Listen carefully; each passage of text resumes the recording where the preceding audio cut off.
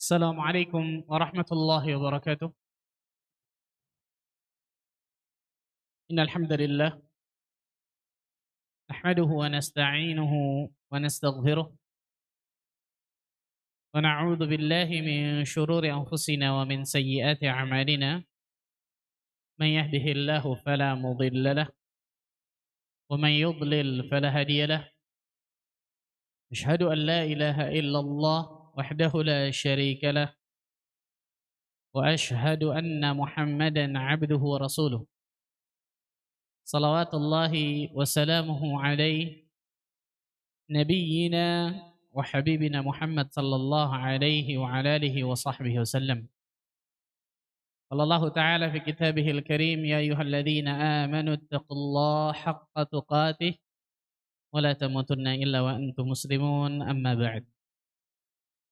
Akhwati fid din rahimakumullah, ibu-ibu sekalian, para ummahat sekalian yang semoga Allah tabaraka wa taala selalu memberikan keberkahan dalam kehidupannya. Alhamdulillah, kita bersyukur kepada Allah tabaraka wa taala atas segala limpahan karunia dan nikmat yang Allah berikan kepada kita semua.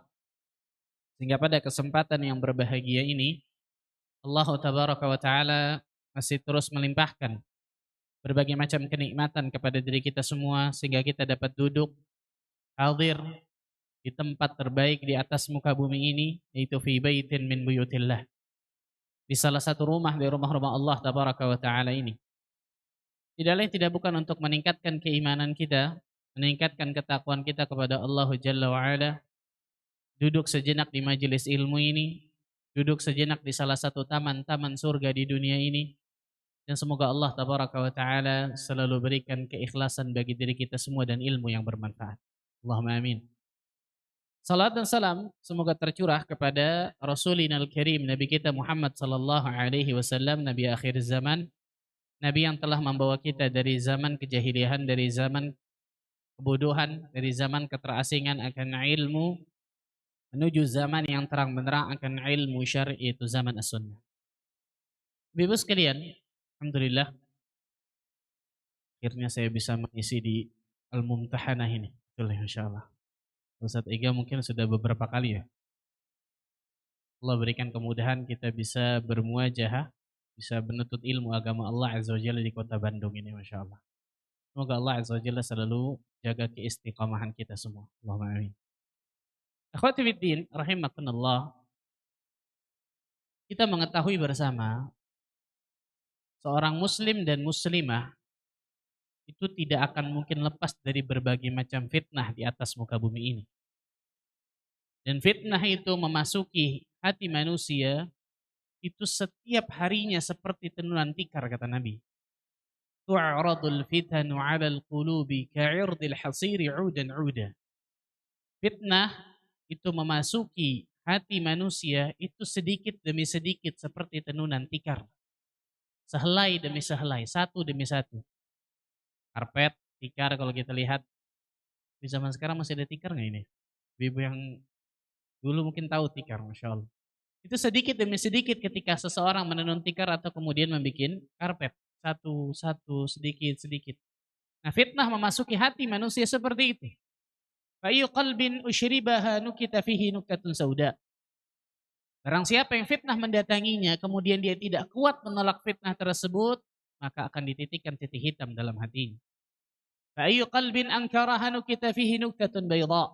Barang siapa yang fitnah mendatanginya, kemudian dia kuat menolak fitnah tersebut, maka akan dititikkan titik putih dalam hatinya. Hatta yasira ala qalbain, sampai menjadi dua jenis hati. Ala abyadhi mithlu safa. Yang pertama, hati yang putih, jernih, bersih, seperti batu karang yang putih, jernih, bersih. Hati yang seperti ini, kata Nabi, fala tadurruhu ma damatis samawati wal ard. Hati yang seperti ini, hati yang aman, tidak bisa fitnah itu memadaratkan hati seperti ini selama langit dan bumi masih ada. Wal akhar aswad murbadan. Sedangkan hati yang kedua, hitam, pekat, legam, seperti bejana yang tertelungkup. Kalkuzi mujakhian. Ibu-ibu tahu penggorengan?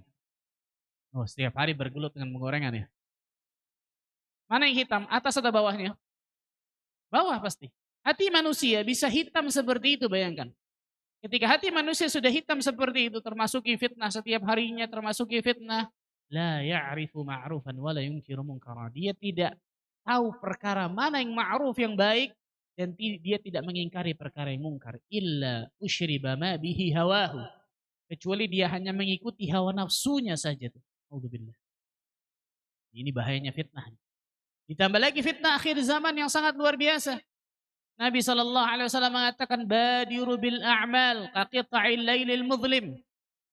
Bersegeralah kalian dalam beramal saleh sebelum datang fitnah yang sangat luar biasa seperti malam yang gelap gulita. Seperti apa fitnah di akhir zaman tersebut? Yusbihu mu'minan wa yumsi kafira. Ada orang-orang yang paginya mukmin, sorenya kafir. Alhamdulillah. Atau sebaliknya, yumsi mu'minan wa yusbihu kafira.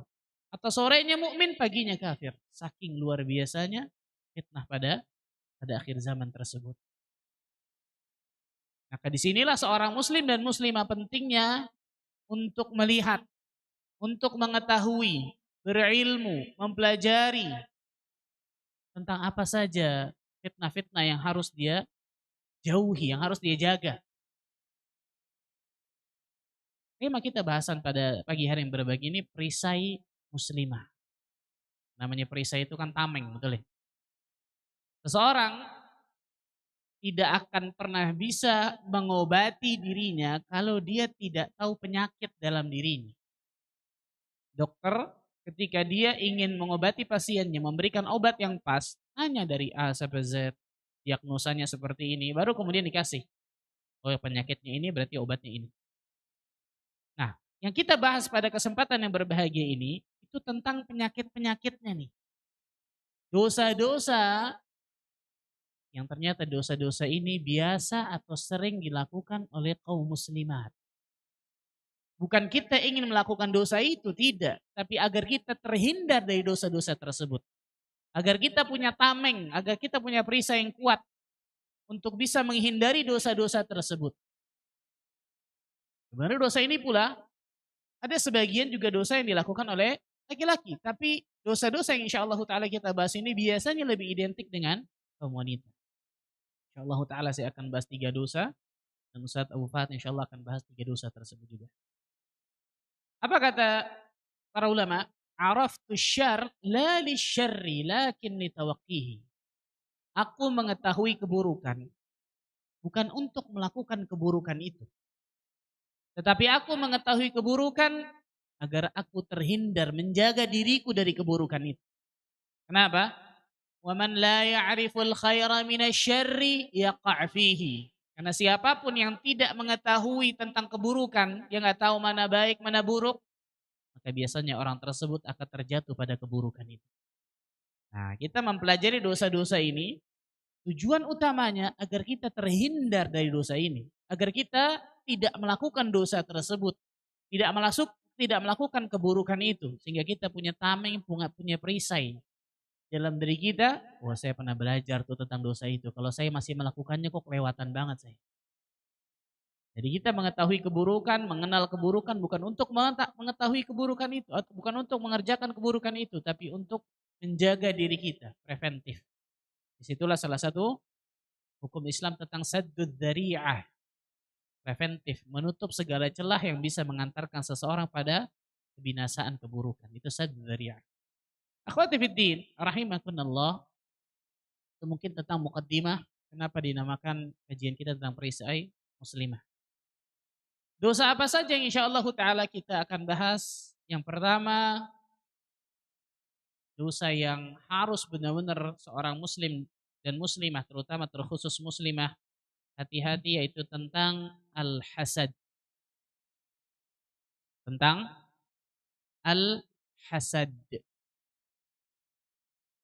Bentar, ini ada hadiahnya nggak kalau ada yang bisa jawab? Mana panitia? Ada? Ada ya? Angkat tangannya. Apa definisi dari hasad? Apa pengertian dari hasad? Angkat tangannya. Silakan. Apa? Penyakit, pengertian, definisi.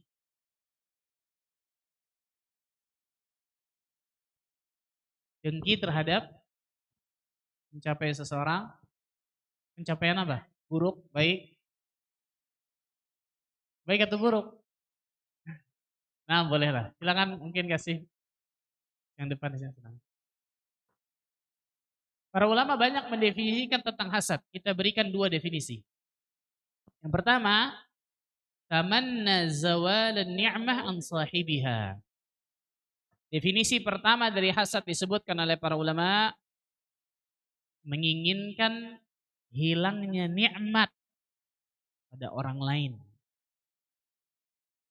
Menginginkan hilangnya nikmat pada orang lain. Ini definisi pertama dari apa? Hasad. Ini jumhur ulama mengatakan ini. Ketika seseorang menginginkan hilangnya nikmat pada diri orang lain, itu termasuk apa? Hasad. Walaupun hasad ini jelas bertingkat-tingkat ya. Hasad ini jelas bertingkat-tingkat. Salah satu definisi ya, bahkan ini jumhur ulama mengatakan ketika seseorang menginginkan hilangnya nikmat pada diri orang lain, itu adalah apa? Hasad. Definisi kedua, dikatakan oleh Syekhul Islam Ibn Taimiyah rahimahullahu ta'ala. Syekhul Islam Ibn Taimiyah ketika mendefinisikan hasad kata beliau, al-bughdu wal karahah lima yara min husni halil mahsud. Itu aja. Paham ya? Oh, belum diartikan. Benci atau tidak suka, benci atau tidak suka terhadap keadaan baik dalam kurung nikmat, terhadap keadaan baik dalam kurung nikmat yang ada pada orang yang dihasati, yang ada pada orang lain yang dapatkan nikmat. Benci, tidak suka terhadap keadaan baik atau terhadap nikmat yang ada pada orang yang dihasati, ada pada orang lain yang dapatkan nikmat. Ini lebih dakik lagi nih. Pengertian nih, sebutkan Syekhul Islam lebih terperinci lagi. Kalau tadi yang pertama, menginginkan hilangnya nikmat pada diri orang lain. Kalau yang kedua ini Syekhul Islam lebih rinci lagi. Ketika hati kita gak suka, ngedumel, benci, hati kita panas, ketika orang lain dapatkan nikmat, itu sudah termasuk apa? Hasad. Hati-hati nih, subhanallah. Itu sudah termasuk hasad. Orang lain baru beri mobil baru. Gimana hati kita?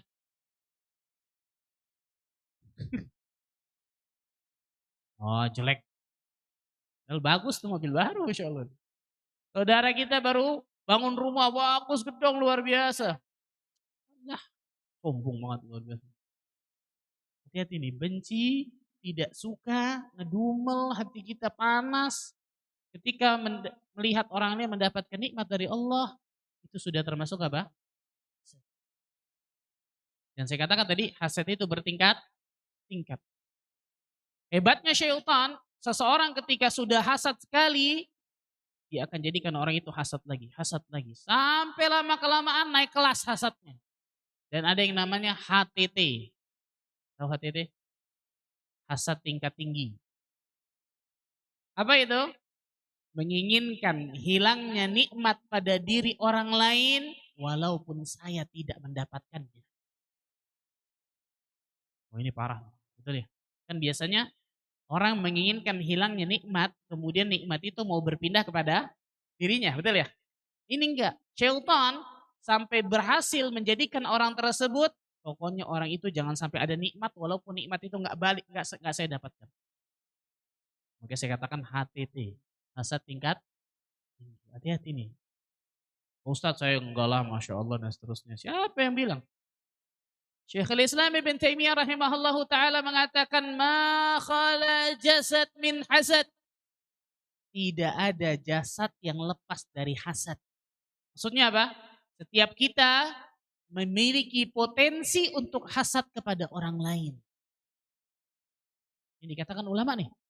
Syekhul Islam membahasakan ini dan banyak ulama juga mengatakan itu. Makala jasad min hasad. Nggak ada jasad manusia yang lepas dari hasad, itu nggak ada. Jadi setiap kita ternyata memiliki potensi untuk hasad kepada orang. Tapi bedanya Al-karim yukhfihi wal-la'im yubdihi. Orang yang mulia, yang saleh, yang baik, dia akan sembunyikan hasad itu. Yang itu dilawan maksudnya. Bukan diaminkan bisikan syaitan, dia sembunyikan, dia lawan.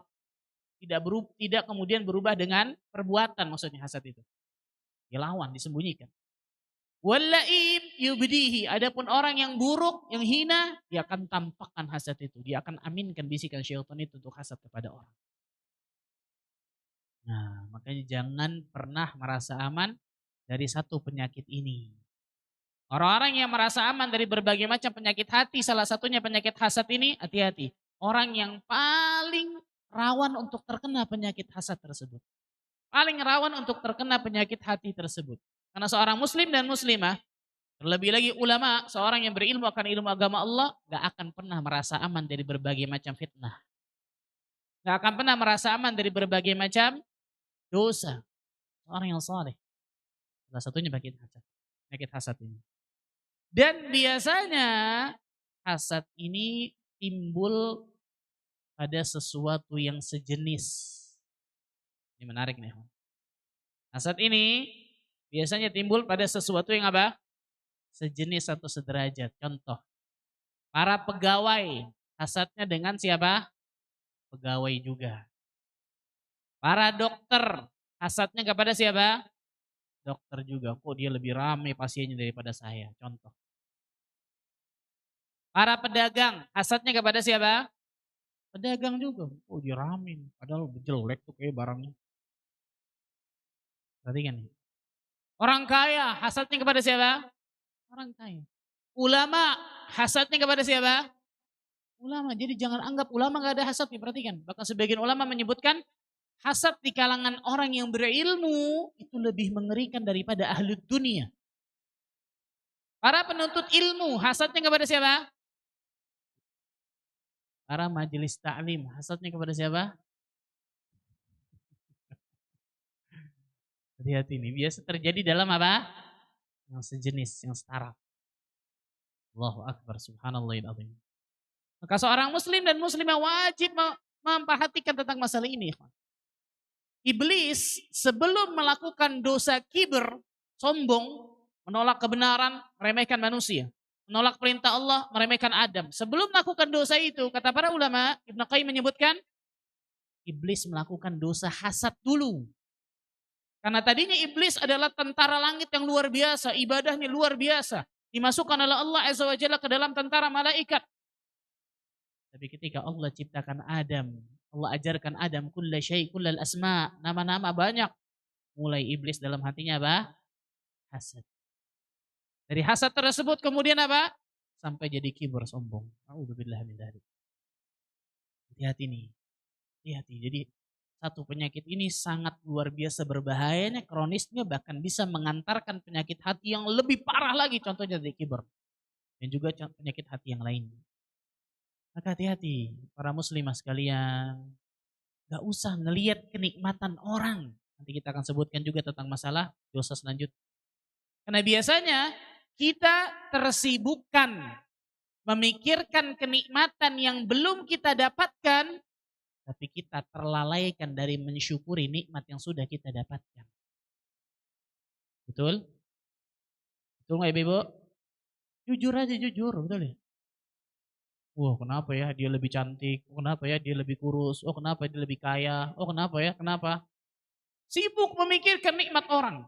Sibuk memikirkan kenikmatan yang belum dia dapatkan.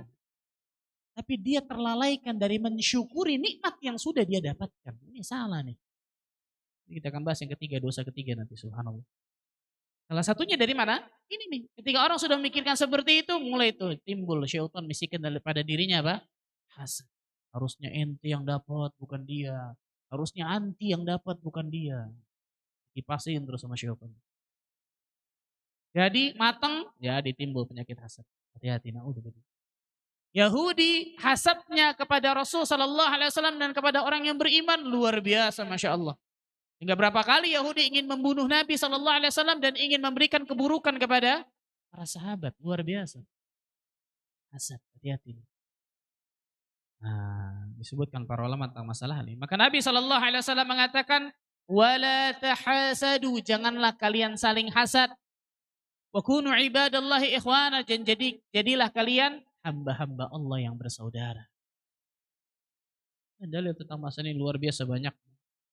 Salah satunya Allah Azza wa Jalla berfirman dalam surat An-Nisa ayat 32. Angkat tangannya.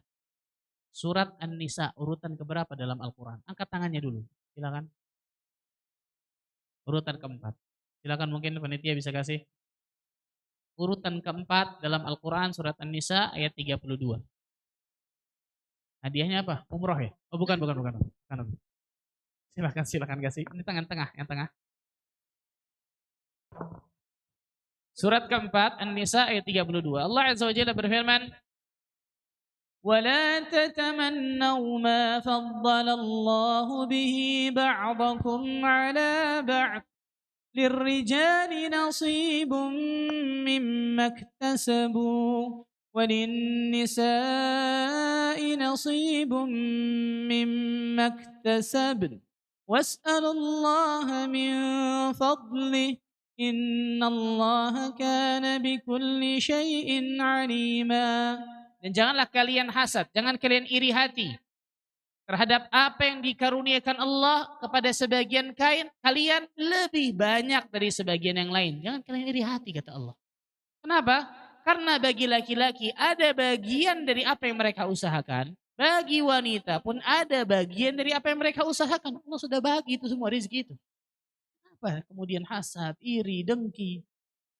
Was'alallaha min fadlih. Maka Allah mengatakan apa? Mintalah, mohonlah kepada Allah sebagian karunia-Nya. Kalau orang yang hasad mau mikir, daripada dia hasad ke orang, lebih baik dia apa? So minta Allah, betul ya? Ya Allah, saya ingin rumah seperti dia. Selesai. Ya Allah, saya ingin nikmat seperti orang itu dapatkan. Selesai. Tapi syaitan gak akan pernah bisikan kita ke situ ya. Mungkin. Allah katakan was'alallaha min fadli. Mohonlah kepada Allah sebagian karunia. Sesungguhnya Allah Azza wa Jalla Maha Kaya, Maha mengetahui akan segala sesuatu. Subhanallah. Nah, ini sebutkan tentang hal tersebut.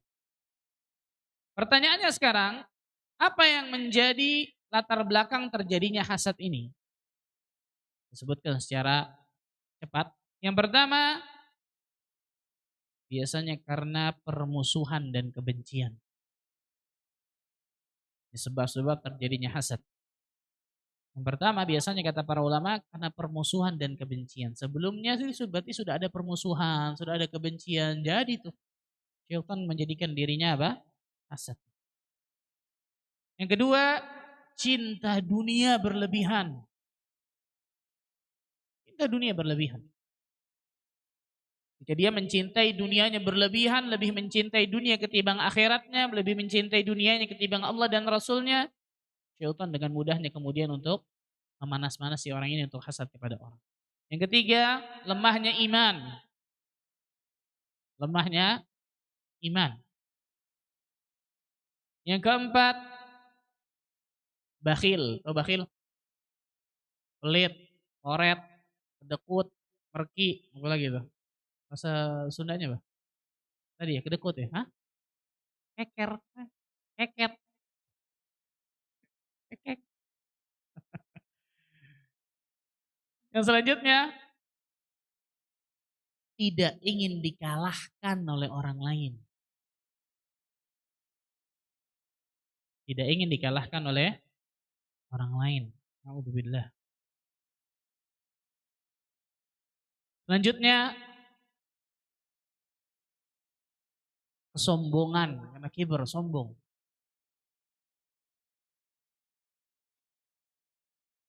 Dan terakhir, takut diejek orang lain. Takut ejekan orang. Takut ejekan manusia. Ini sebab-sebab yang disebutkan oleh Syekh Mustafa Al-Adawi tentang apa saja yang menjadikan seseorang itu hasad. Dan secara singkat obatnya yang pertama doa kepada Allah. Yang pertama doa kepada Allah tabaraka wa ta'ala. Yang kedua, bersyukur dengan nikmat yang walaupun itu sedikit. Doa kepada Allah agar Allah Azza wa Jalla jauhkan dari sifat apa? Al-hasad. Yang kedua, bersyukur dengan nikmat walaupun itu sedikit dalam pandangan kita. Man lam yashkuril qalil lam yashkuril katsir. Barang siapa yang tidak bisa bersyukur dengan nikmat yang sedikit, maka dia pun tidak akan pernah bisa bersyukur dengan nikmat yang banyak. Salah orang yang kita mengatakan sedikit sih Ustaz, coba banyak, kita bersyukur tuh. Bohong. Rasul yang bilang. Kalau dia sedikit nggak bisa bersyukur, apalagi nikmat yang banyak. Nah, dan pada hakikatnya nikmat yang Allah kasih kepada kita sebenarnya nggak sedikit. Betul ya? Allah katakan wa in ta'uddu ni'matallah la tuhsuha. Jika kalian ingin menghitung-hitung nikmat yang Allah berikan kepada kalian, kalian nggak akan sanggup untuk dapat menghitungnya. Tidak bisa kalian. Innal insana la zalumun kafar. Sesungguhnya manusia sangat zalim dan sangat ingkar terhadap nikmat yang Allah berikan kepadanya. Yang ketiga, di antara obat hasad yang ketiga, selalu memandang orang yang di bawahnya dalam masalah dunia. Selalu memandang orang yang di bawahnya, masalah dunia, bukan masalah agama, bukan masalah akhirat. Kalau dunia, lihat orang di bawahnya. Itu akan jadikan kita bersyukur, jauh dari sifat hasad, dan seterusnya. Selanjutnya, nah ini menarik nih. Mendoakan kebaikan pada orang yang dapatkan nikmat. Mendoakan kebaikan pada orang yang mendapatkan apa? Nikmat. Jadi kita doakan kebaikan. Ketika melihat saudara kita dapatkan kebaikan, kita doakan kebaikan. Semoga Allah berkahi nikmat yang Allah berikan kepadanya dan. Ini kata para ulama menjadikan syaitan jengkel. Kenapa? Karena syaitan bisikan kita untuk hasad, kita melakukan sebaliknya. Betul ya? Malah kita doakan kebaikan kepada orang tersebut. Ini istimewa. Tapi masih dongkol juga Pak Ustadz. Gimana? Ambil, beli hadiah, kasih hadiah. Hilang insya Allah. Ini menjadikan syaitan apa? Jengkel. Gampang susah? Gampang susah?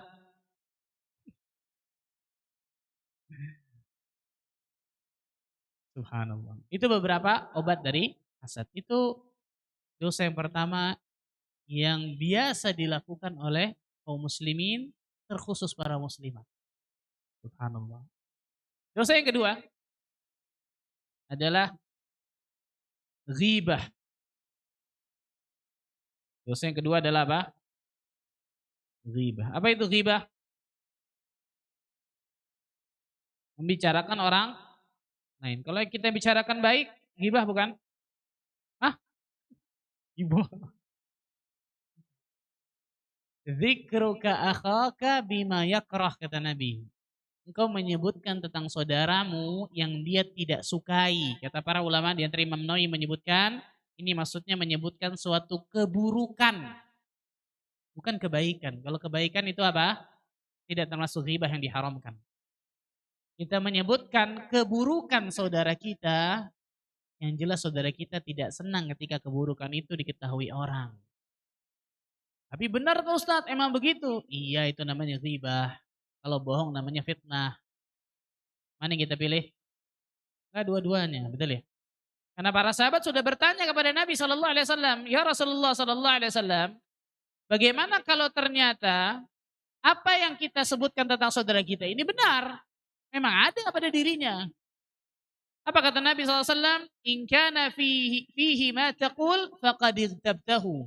Jika apa yang engkau itu katakan benar kepada saudaramu tentang keburukan dia, engkau telah menggibahnya. Wa in lam yakun fihi faqad bahattahu. Tapi kalau enggak ada pada saudaramu, engkau telah berdusta atas namanya, itu memfitnahnya. Dua-duanya enggak kita pilih, dosa besar dua-duanya. Bayangkan, betul ya? Ghibah, ghasib, ghasib, ghasib. Ghibah. Allah tabaraka wa ta'ala berfirman dalam surat Al-Hujurat ayat ke-12. Ya ayyuhalladzina amanu ijtanibu katsiran minadh-dhann. Angkat tangannya. Surat Al-Hujurat urutan keberapa dalam Al-Qur'an? Angkat tangannya. Silakan. 49. Silakan kasih hadiah. Surat 49 ayat ke-12. Habis ininya, hadiahnya. Ada? Oh nyusul, Masya Allah. Masa dari kantong saya, Masya Allah nggak enak. Ya ayyuhalladzina amanu ijtanibu katsiran minadh-dhann. Wahai orang-orang yang beriman, jauhilah oleh kalian kebanyakan prasangka. Itu prasangka buruk maksudnya.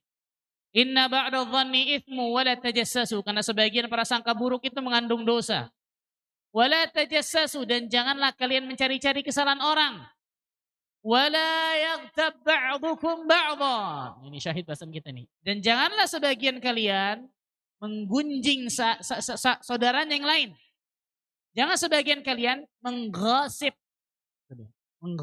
saudaranya yang lain, menggibah saudaranya yang lain. Ayuhibbu ahadukum ayyakula lahma akhihi maitan fakarihtumuh. Apakah kalian menyukai ketika kalian memakan daging bangkai saudara kalian yang telah mati? Pasti kalian akan benci tentang itu. Wattaqullah, bertakwa kalian kepada Allah. Innallaha tawwabur rahim. Sesungguhnya Allah Azza wa Jalla Maha menerima taubat lagi Maha penyayang. Subhanallah. Lihat. Allah sebutkan di sini ada 3 dosa. Yang pertama, su'udzon. Dalam ayat ini nih, dosa pertama, su'udzon. Ya ayyuhalladzina amanu ijtanibu katsiran minadh-dhann. Wahai orang yang beriman, jauhilah kalian kebanyakan prasangka buruk. Su'udzon, dosa pertama. Kalau orang sudah su'udzon kepada orang lain, biasanya dia akan cari-cari kesalahan orang itu. Betul? Betul? Nah, tuh lihat yang pengalaman tuh, subhanallah. Wala tajassasu, yang kedua, dosa kedua tajassus, cari-cari cari-cari kesalahan orang, cari-cari ketergelinciran saudara kita nih. Kalau orang sudah suudzon biasa gitu tuh. Wah, ini ternyata salahnya nih. Oh, ini salahnya nih, ini nih. Dapatkan kesalahan orang, lisannya mulai gatel. Ngapain? Ghibah. Makanya Allah lanjutkan wala yaghtab ba'dukum ba'dha. Jangan sebagian kalian menghibah saudara kalian yang lain. Bahkan yang luar biasa Allah Azza wa Jalla sampai mengatakan ayyuhibbu ahadukum ayyakula lahma akhihi maitan fakarihtumuh. Apakah kalian menyukai ketika kalian memakan daging bangkai saudara kalian yang telah mati? Pasti kalian benci tentang itu. Kenapa Allah Azza wa Jalla mengibaratkan daging bangkai saudaranya? Karena ketika dia menggibah saudaranya, saudaranya nggak ada di hadapannya. Betul ya? Sama seperti bangkai mayit. Mau kita pukul-pukul, mau kita tusuk-tusuk, gak akan ngelawan mayit ini. Saudara kita gak ada di hadapan kita, kita ngomongin keburukan. Asyik, saudara kita di mana tuh? Mungkin kalau saudara kita ada di hadapan kita, dia bisa membela dirinya, betul ya? Enggak, saya gak seperti itu kok. Begini maksudnya tuh. Gitu. Ini gak ada di hadapan kita. Nah, Allah Azza wa Jalla mengibaratkan seperti memakan daging bangkai saudara kita. Na'udzubillah min dzalik. Allahu Akbar. Zaman dulu ada orang yang makan apa? Bangkai, makan daging manusia, betul ya? Siapa? Ternyata apa? Ada banyak dari kaum muslimin yang makan daging bangkai saudaranya. Secara kiasan, apa itu? Menghibah luar biasa saudaranya dengan nikmat. Dalam majelis ghibah, bukan majelis ilmu. Majelis apa? Majelis ghibah, majelis ghasib. A'udzubillah min dzalik. A'udzubillah min dzalik. Dan sebagaimana kita ketahui bersama, dosa ini dilakukan oleh kaum muslimin dan muslimat, jelas. Tapi biasanya dosa ini lebih identik kepada siapa? Muslimat, itu para wanita. Siapa yang bilang ini? Nabi SAW yang bilang. Rasul SAW yang bilang, subhanallah. Ketika Rasul SAW khutbah, disebutkan khutbah Idul Fitri ataupun Idul Adha, kemudian Nabi SAW menyebutkan kepada para wanita, ya ma'syaran nisa tasaddaqna, wahai sekalian wanita, para wanita muslimat, bersedekahlah kalian. Fa inni uritukunna aktsara ahlin nar, karena aku melihat kalian yang paling banyak menjadi penghuni neraka. Allahu Akbar. Para sahabiat bertanya nih. Sahabat perempuan bertanya. Wa bima ya Rasulullah? Kenapa wahai Rasul sallallahu alaihi wasallam? Mengapa seperti itu? Allahu Akbar. Apa kata Nabi sallallahu alaihi wasallam? Tuktirnal la'n. Karena kalian sering banyak mengumpat dengan lisan kalian. Maksudnya apa? Nggak bisa jaga lisan. Wa takfurnal ashir. Kemudian kalian mengingkari kebaikan suami kalian. Mengingkari kebaikan yang diberikan oleh suami kalian. Wa ma ra'aitu min naqisati aqlin wa dinin adhaba lubbi rajulil alhazim min ahadikunna. Subhanallah. Aku tidak melihat manusia yang lebih kurang akalnya dan agamanya dari kalangan kalian semua dibandingkan seorang laki-laki yang cerdas. Subhanallah. Syahid dari bahasan kita, salah satu sebab yang menjadikan wanita banyak menjadi penghuni neraka Allah karena mereka tidak bisa menjaga apa? Lisan mereka. Seorang sahabat bertanya kepada Nabi sallallahu alaihi wasallam, "Ya Rasulullah sallallahu alaihi wasallam, innal mar'ah, sesungguhnya ada seorang wanita, taqum taqumal lail, dia salat malam, wa tasumun nahar, kemudian dia puasa di siang hari, wa tasaddaqa bi fuduli amwalihinna, bi fuduli amwaliha." Kemudian dia bersedekah dengan sebagian hartanya. Lihat, dia salat malam, puasa, sedekah. Ini amalan sunnah luar biasa. Sudah jangan tanya berarti amalan wajibnya. Tapi apa kata sahabat ini bertanya kepada Nabi sallallahu alaihi wasallam? Akan tetapi wahai Rasul sallallahu alaihi wasallam, wa tu'dhi jaraha bilisaniha. Tapi dia mengganggu tetangganya, menyakiti tetangganya dengan lisannya. Apa kata Nabi sallallahu alaihi wasallam? La khaira fiha wa hiya finnar. Enggak ada kebaikan pada wanita itu dan dia akan menjadi penghuni neraka. Bayangkan, dia salat malam, tahajud, dia puasa di siang hari, dia sedekah dengan hartanya. Tapi enggak bisa jaga apa?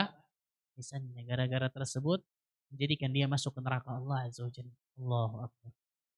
Maka benarlah ketika Nabi sallallahu alaihi wasallam menyebutkan man yadman li baina lihyaihi wa baina fakhidaihi adman lahul jannah. Barang siapa yang bisa menjamin untuk wal faraj, dua lubang tersebut adalah mulut dan kemaluan. Salah satu dosa yang dilakukan oleh lisan kita adalah apa? Ghibah. Ada banyak dosa lisan ini, luar biasa banyaknya. Al-kadzib, berbohong, namimah, mengadu domba, memfitnah, banyak. Salah satu yang paling sering luar biasa ini nih, betul ya? Ghibah.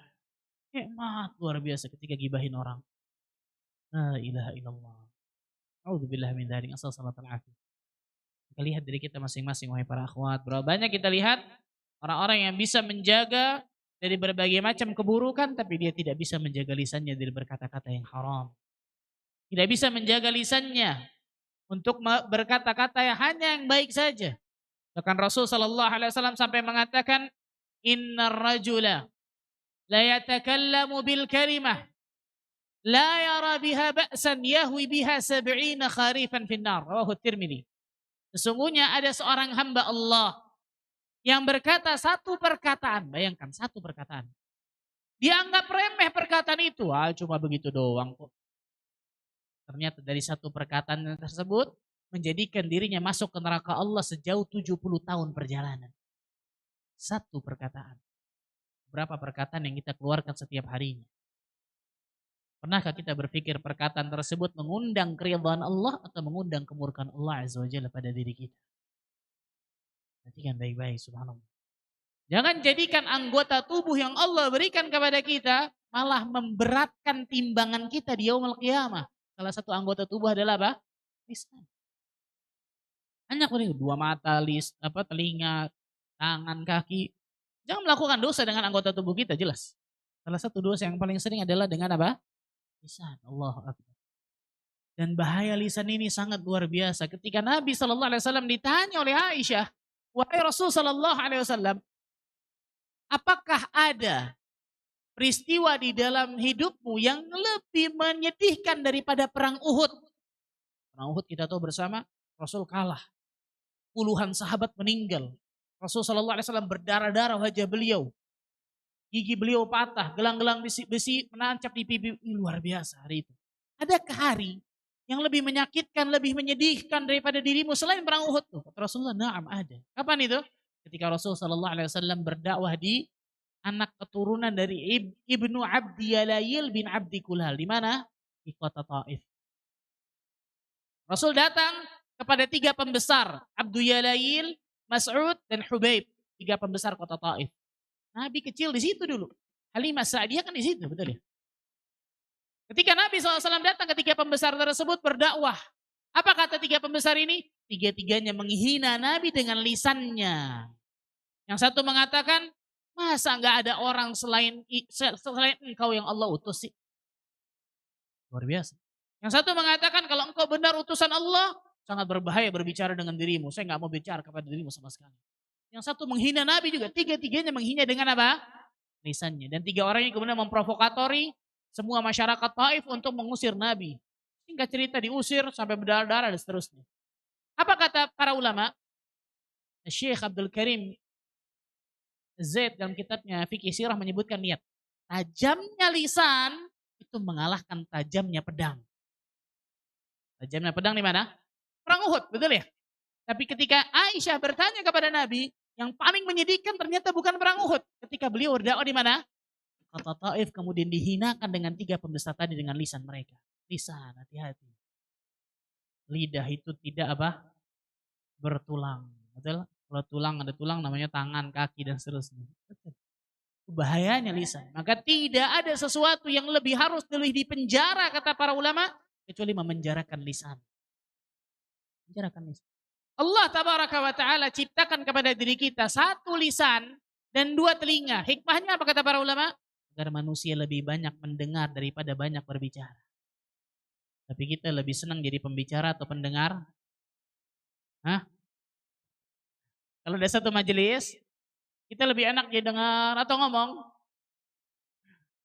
Pendengar, masya sih, subhanallah. Bicara tuh, betul ya? Allahu Akbar. Salah satu dosa yang sangat luar biasa adalah dosa ghibah. Na'udzubillahi min dzalik. Ini dosa yang kedua yang disebutkan oleh para ulama tentang masalah ini yang wajib bagi setiap muslim dan muslimah, terkhusus muslimah untuk menjaga dari dosa ini.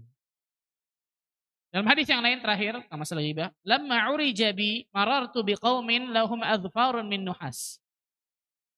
Pada saat peristiwa Isra Mi'raj, aku melewati suatu kaum di mana mereka memiliki kuku-kuku dari tembaga.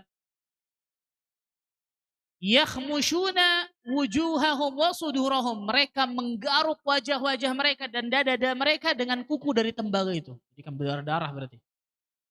Fakultu, maka aku bertanya kepada Jibril, man haula'i ya Jibril? Siapa mereka wahai Jibril? Qal, haula'i alladhina ya'kuluna luhuman nas. Mereka adalah orang-orang yang makan daging bangkai manusia. Siapa itu? Orang yang menghibah nih.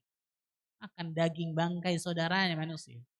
Wa yaqa'una fi a'radihim, dan menodai menghancurkan kehormatan saudaranya tersebut. Allahu Akbar. Di sini sahih dari Imam Ahmad, Abu Daud dan lain. Maka hati-hati tentang dosa ghibah ini. Dosa yang ketiga yang terakhir yang akan saya sampaikan tentang kufur nikmat. Kufur nikmat. Hati-hati nih, subhanallah. Allah tabaraka wa ta'ala berfirman. Nah, saya mau tanya nih. Dalam surat Saba. Surat keberapa surat Saba? Boleh buka Al-Quran terjemahan silahkan. Surat Saba. Angkat tangannya dulu. Ibu sudah tadi. Yang lain. Nah. 34. Barakallahu fiki. Hadiahnya tapi ada kan nih subhanallah. Saya nanya-nanya dia nggak tahu nih Allah. Habis. Masa kasih aku uang show? Sabar ya, sabar Bu, sabar tenang ya. Mensyukuri nikmat Allah nanti tuh. Surat Saba ayat 13. Surat 34 ayat ke-13. Allah mengatakan wa qalilum min ibadiyasy syakur. Sedikit dari hamba-hambaku kata Allah yang senantiasa bersyukur kepada Allah. Allah katakan sedikit. Bahkan ayat yang paling sering terulang dalam Al-Quran. Kurang lebih 33 kali dalam surat Ar-Rahman. Fabi ayyi ala'i rabbikuma tukadziban. Maka nikmat Tuhanmu yang manakah wahai manusia yang kau akan dustakan. Bayangkan. Dalam Al-Quran tidak ada satu huruf yang gak berguna tuh gak ada. Satu huruf, bukan satu ayatnya. Satu huruf gak berguna gak ada. Sehingga ketika Allah mengulang sampai 33 kali dalam surat Ar-Rahman. menunjukkan ternyata gak banyak dari hamba-hamba Allah yang mensyukuri nikmat yang Allah berikan kepada. Innal insana la zalumun kafar. Sesungguhnya manusia sangat zalim dan sangat ingkar terhadap nikmat yang Allah berikan kepadanya. Bagaimana tidak zalim dan bagaimana tidak ingkar? Betapa banyaknya nikmat yang Allah berikan kepadanya. Ternyata manusia mengkufuri nikmat itu. Lupa, lalai akan nikmat tersebut. Allahu Akbar. Bahkan menggunakan nikmat itu untuk kedurhakaan, untuk perbuatan dosa kepada Allah. Apakah ini orang bersyukur? Allah. Sama sekali tidak. Terlebih lagi, ternyata apa? Salah satu yang menjadikan banyak wanita masuk ke neraka Allah Tabaraka wa Ta'ala adalah karena mereka tidak pandai bersyukur. Mereka tidak pandai qanaah.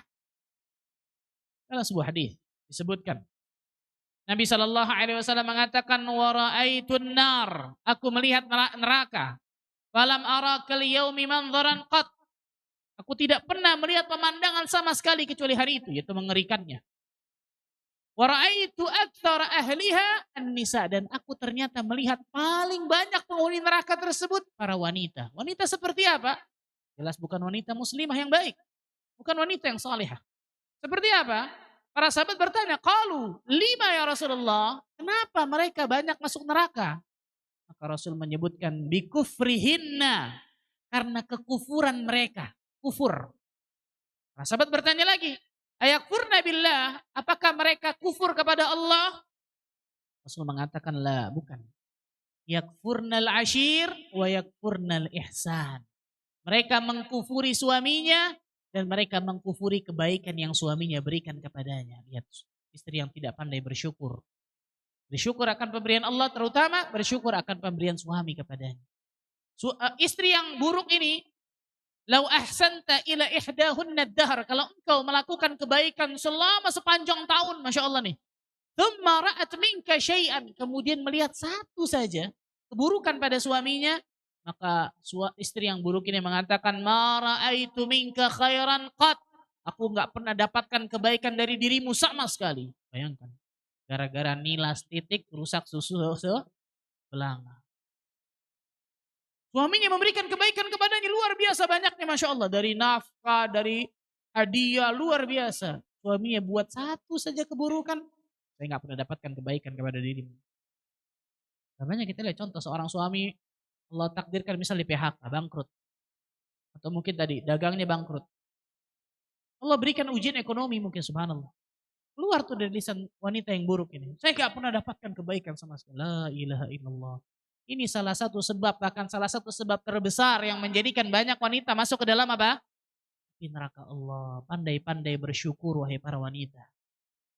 Pandai-pandai qanaah, merasa cukup, merasa puas akan pemberian Allah Azza wa Jalla tentang masalah dunia kita. Qanaah itu masalah dunia, bukan masalah akhirat. Banyak orang salah nih, qanaahnya masalah akhirat. Misal sholat wajib, tambah sholat sunnahnya, qabliyah ba'diyah, sudah cukup. Saya qanaah dengan sholat wajib saya. Salah ini.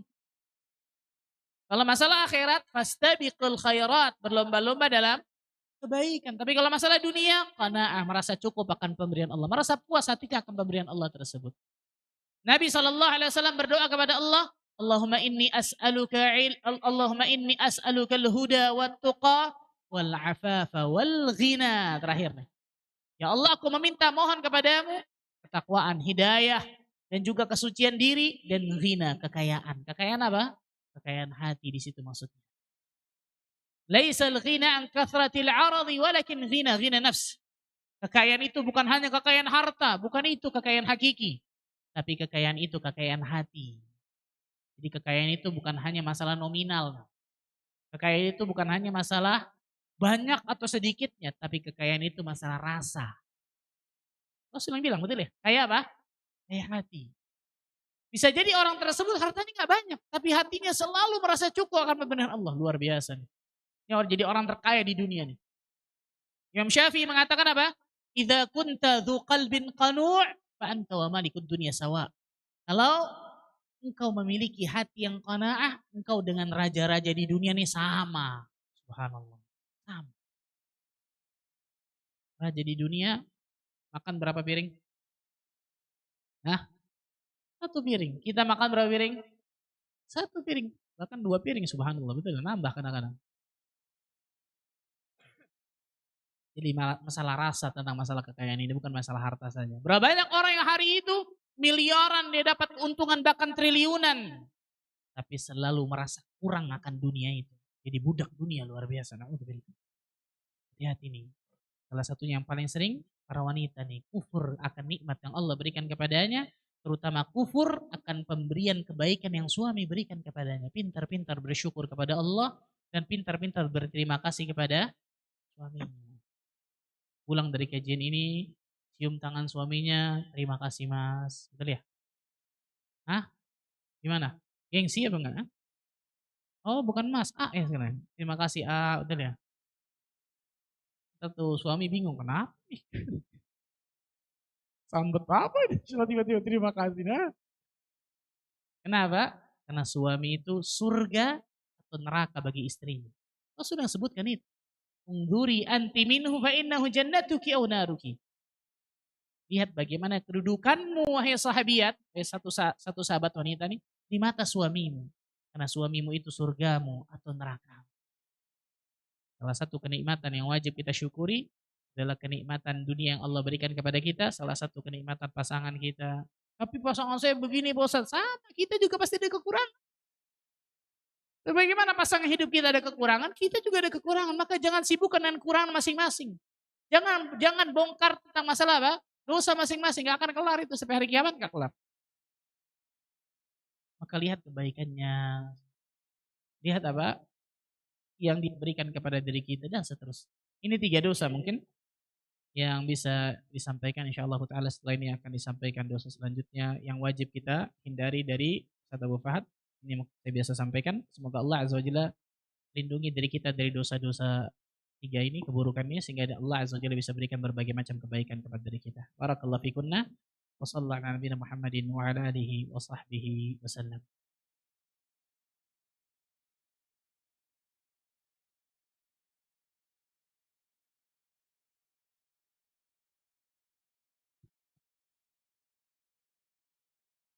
Bismillah. Assalamualaikum warahmatullahi wabarakatuh. Alhamdulillah rabbil alamin wal aqibatu lil muttaqin wala udwana illa 'alal zalimin. Wassalatu wassalam ala asyrafil anbiya'il mursalin nabiyina Muhammadin wa ala alihi wa sahbihi wa man tabi'ahum bi ihsanin ila yaumiddin, amma ba'd. Belum ngantuk kan ya? Belum ya? Alhamdulillah. Dia masih siap ya, 2 jam lagi paling enggak ya. Baik, akhwat semua rahimani wa rahimakumullah. Alhamdulillah kita bersyukur kepada Allah kita bisa berjumpa kembali di salah satu rumah dari rumah-rumah Allah, yang tentunya kita mengharapkan dengan temuan ini Allah akan memberikan kepada kita rahmah, memberikan kepada kita sakinah, Allah akan memberikan kepada kita ilmu nafi', ilmu yang bermanfaat. Tadi Ustaz Ahmad menyampaikan bagaimana wajib bagi kita bukan hanya untuk mengetahui kebaikan, tapi juga wajib bagi kita untuk mengetahui keburukan dengan tujuan supaya kita bisa menghindarinya. Maka dari itu para ulama mereka mengatakan bagaimana seorang bisa melindungi dirinya dari sesuatu kalau dia tidak tahu sesuatu apa yang akan menyerang dirinya. Ketika ada sebuah pasukan mau melawan musuh, dia harus tahu bagaimana kekuatan musuhnya, apa persenjataan mereka, berapa jumlahnya mereka, bagaimana kira-kira taktik dan strategi musuhnya, dia harus tahu. Maka sampai ada sebuah perkataan, pasukan yang bisa mengalahkan pasukan yang lain adalah yang paling mengenal musuhnya sendiri. Nah begitu juga orang yang bertakwa. Takwa diantara artinya adalah al-ibti'ad anil ma'asi, yaitu menjauhi diri dari kemaksiatan. Bagaimana kita mau menjauhkan diri dari kemaksiatan kalau kita tidak tahu jenis-jenis dari maksiat, tidak tahu bahaya dari kemaksiatan tersebut. Tadi 3 poin dari dosa-dosa kerusakan yang sering menimpa para wanita sudah disampaikan oleh Ustadz Ahmad. Yang pertama berkaitan tentang masalah apa tadi? Hasad. Yang kedua tentang masalah apa? Ghibah. Yang ketiga tentang masalah kufur nikmat. Barakallahu fikum. Yang akan mau Anda sampaikan, yang nomor 4 adalah tabarruj jahili. Tabarruj jahiliyah, yaitu berhias diri dengan model, dengan gaya seperti orang-orang jahiliyah. Seorang muslimah di dalam Islam itu kehormatannya harus terjaga. Seorang muslimah harus selalu dimuliakan. Makanya Islam memberikan syariat bagi para wanita muslimah untuk menggunakan hijab dan tidak terlihat dari tubuhnya kecuali wajah dan telapak tangannya. Tujuannya adalah untuk menjaga wanita itu sendiri. Karena wanita yang salehah adalah perhiasan paling indah di atas muka bumi ini. Dan merupakan sebuah naluri yang dimiliki oleh setiap manusia adalah untuk menjaga baik-baik perhiasan yang dia miliki. Kita kalau beli perhiasan, beli emas, atau mungkin ibu-ibu ada yang beli berlian, pasti disimpan. Gak bakal kemudian ditampakkan kemana-mana, dipamerkan, dibiarkan di tempat yang kotor, gak mungkin. Maka wanita yang salihah adalah perhiasan yang terbaik, kata Nabi SAW, di atas muka bumi ini.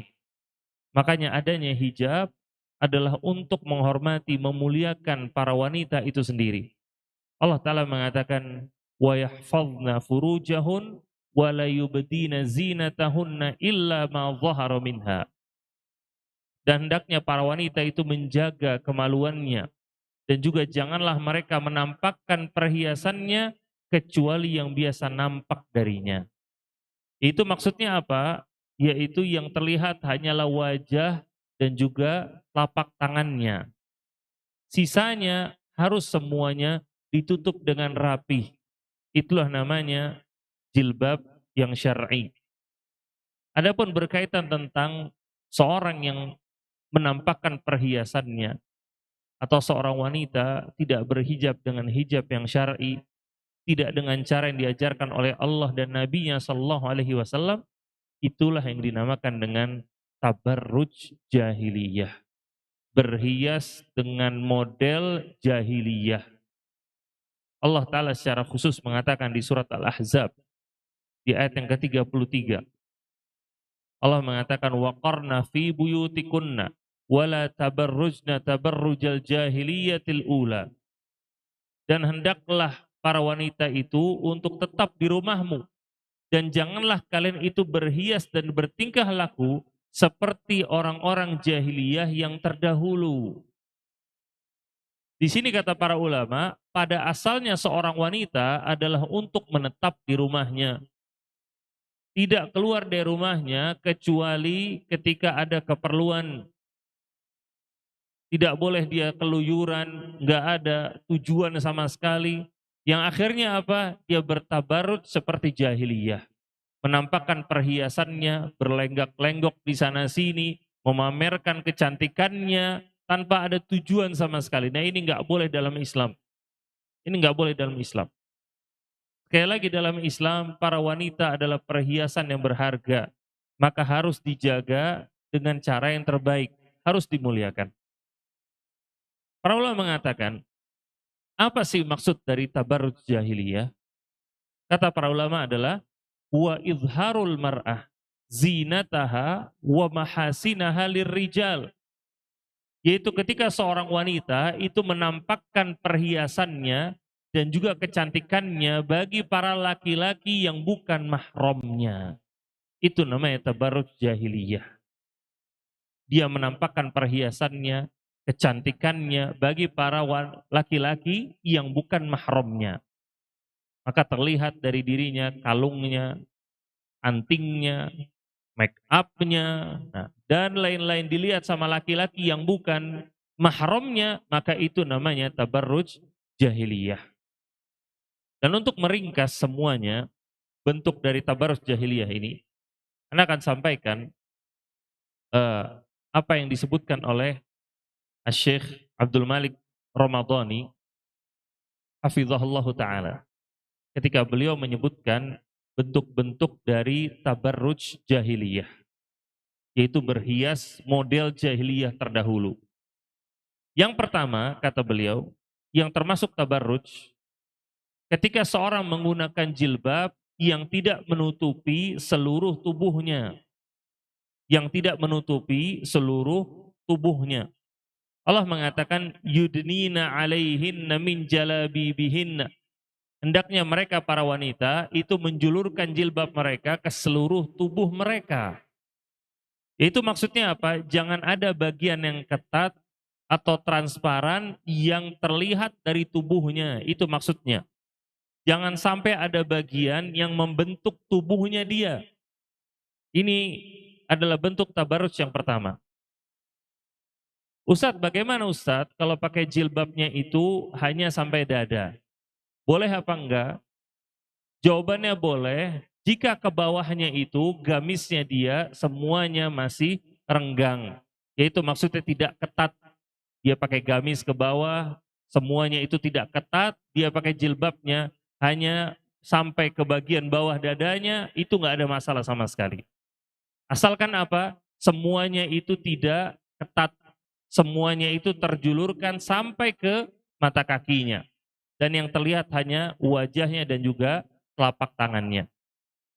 Kemudian yang kedua, kata Syekh Abdul Malik Ramadhani, termasuk bentuk tabarruj, yaitu ketika seorang menggunakan jilbab yang justru menjadi perhiasan bagi dirinya ditampakkan untuk laki-laki yang bukan mahramnya.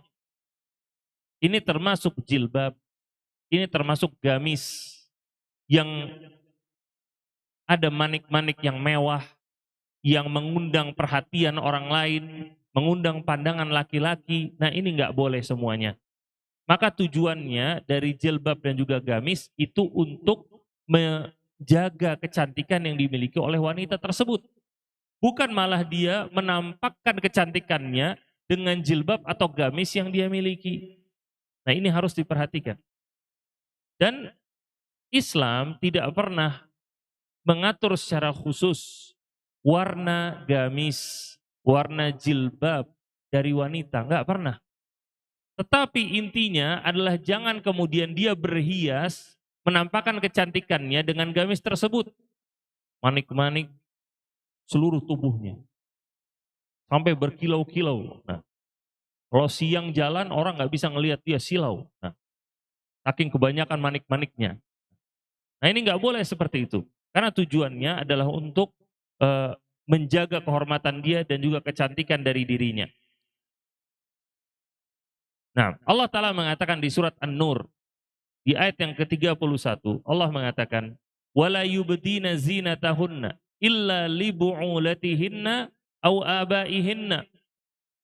Dan janganlah para wanita itu menampakkan perhiasan mereka, kecuali kepada suami-suami mereka atau bapak-bapak mereka. Jadi nggak boleh untuk ditampakkan kepada laki-laki yang lain. Nah, berarti poinnya di sini juga adalah orang yang memakai jilbab lalu menamakan jilbabnya dengan jilbab gaul, dengan jilbab yang modis, jilbab zaman sekarang. Nah, itu nggak ada. Dengan cuma dililit-lilit sama dia, apalagi sampai ada kayak punuk untanya, sampai besar kepalanya. Nah, ini nggak ada. Ini ajaran dari mana?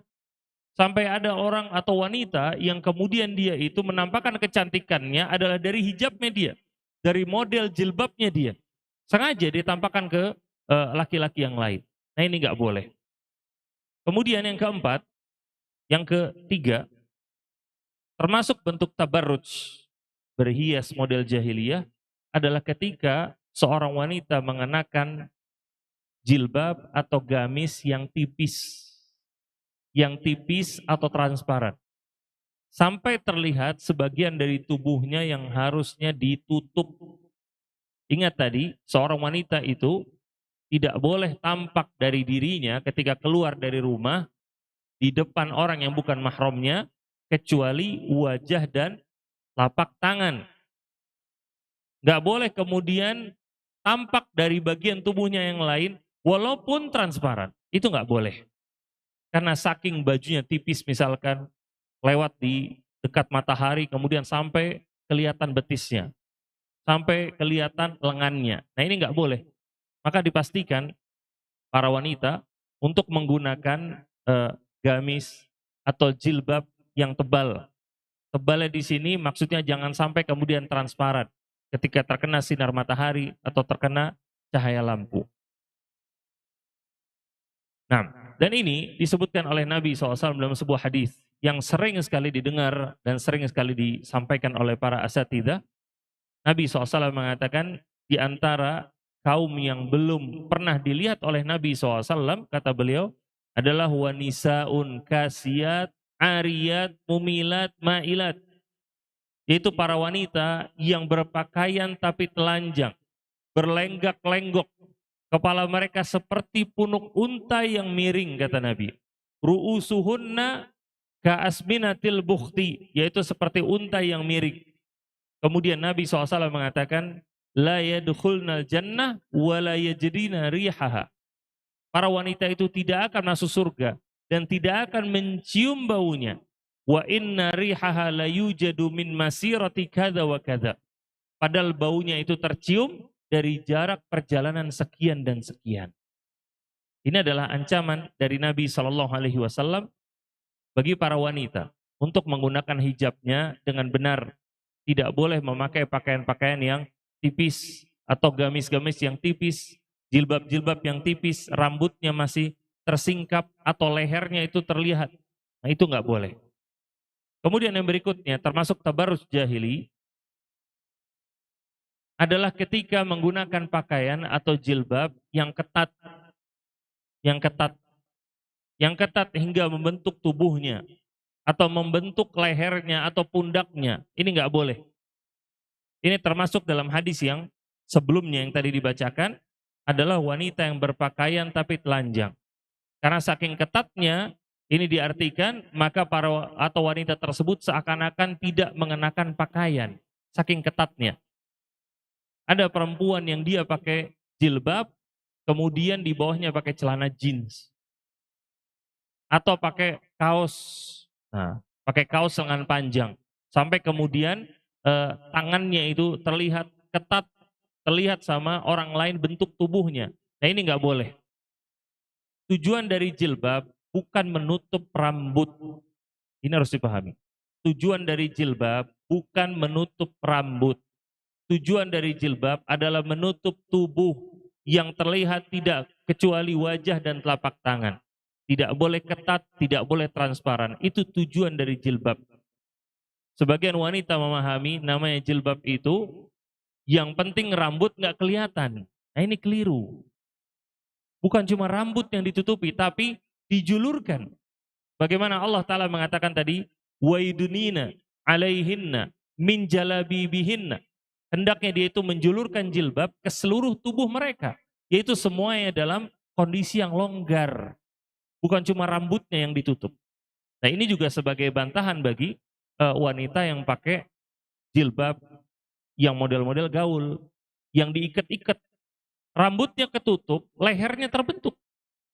Karena lehernya itu diputerin pakai jilbab berkali-kali sama dia. Gak tahu napasnya kayak gimana itu. Nah, ini nggak boleh, ini membentuk tubuhnya.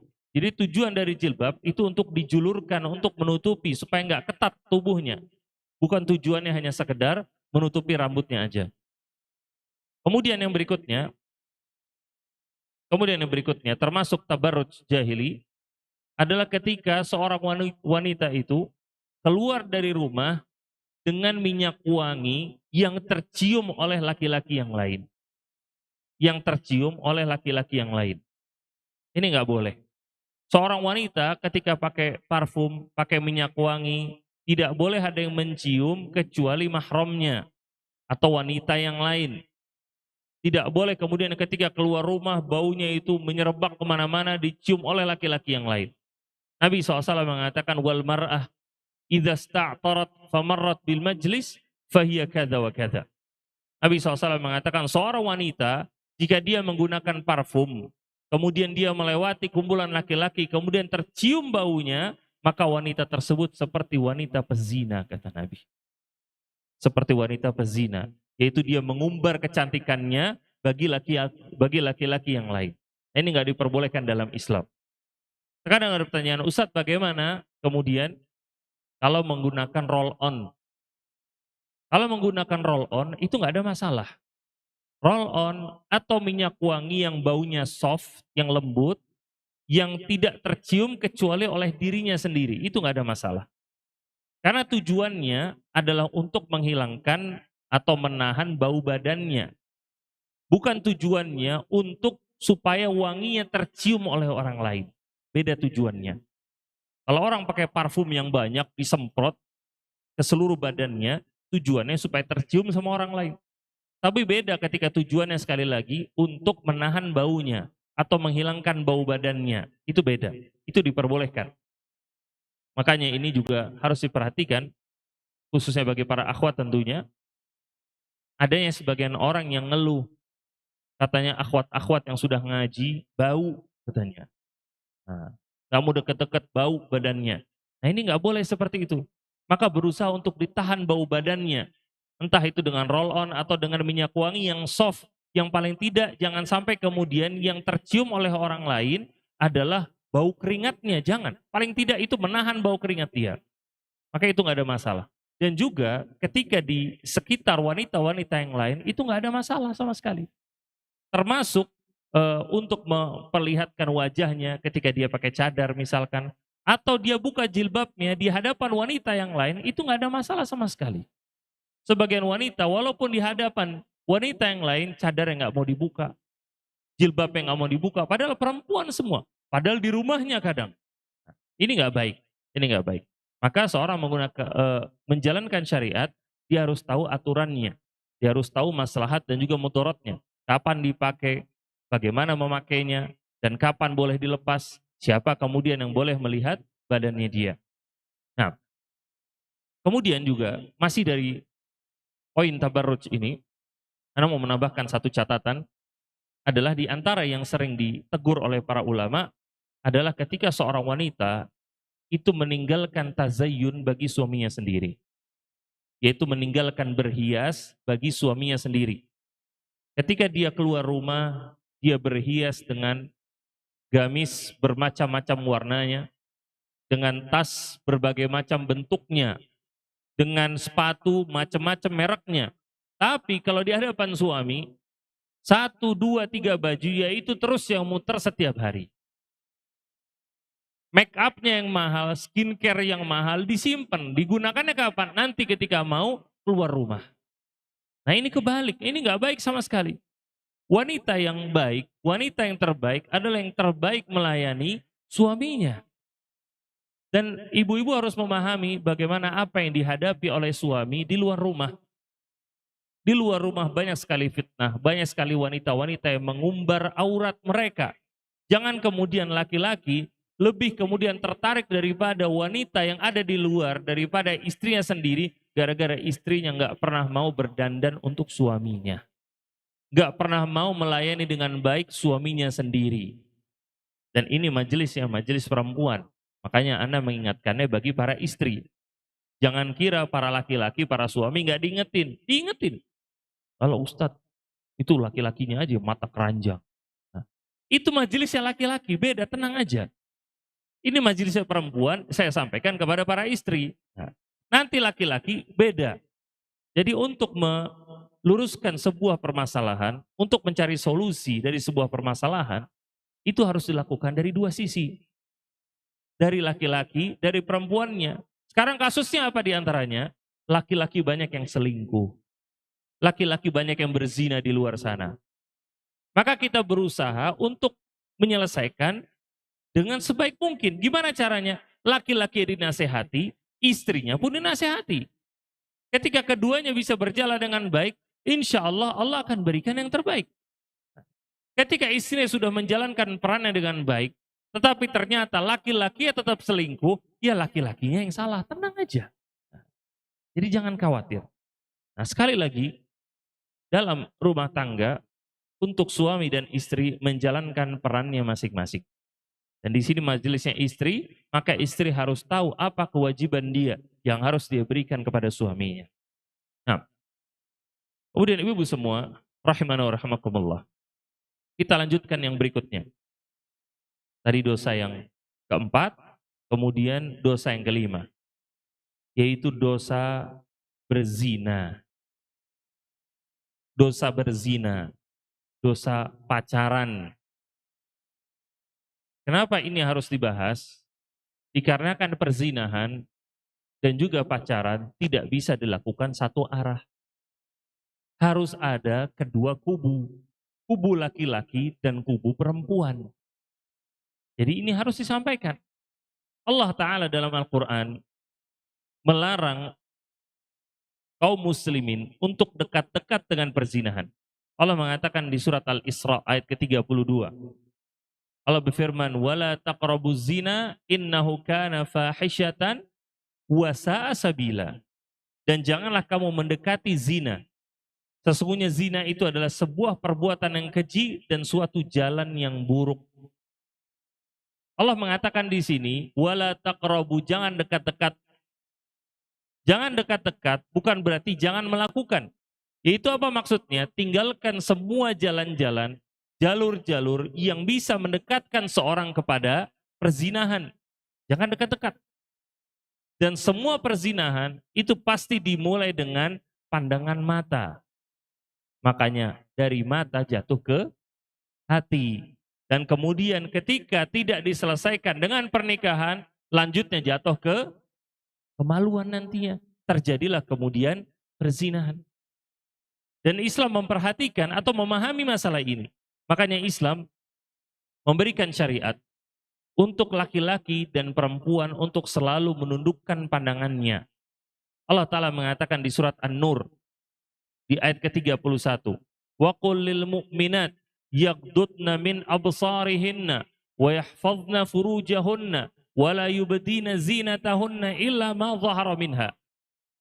Katakanlah kepada wanita yang beriman, hendaknya mereka menahan pandangannya dan juga kemaluannya, dan janganlah mereka menampakkan perhiasannya kecuali yang biasa nampak daripadanya. Dan ayat ini adalah lanjutan dari ayat perintah kepada laki-laki untuk menundukkan pandangannya.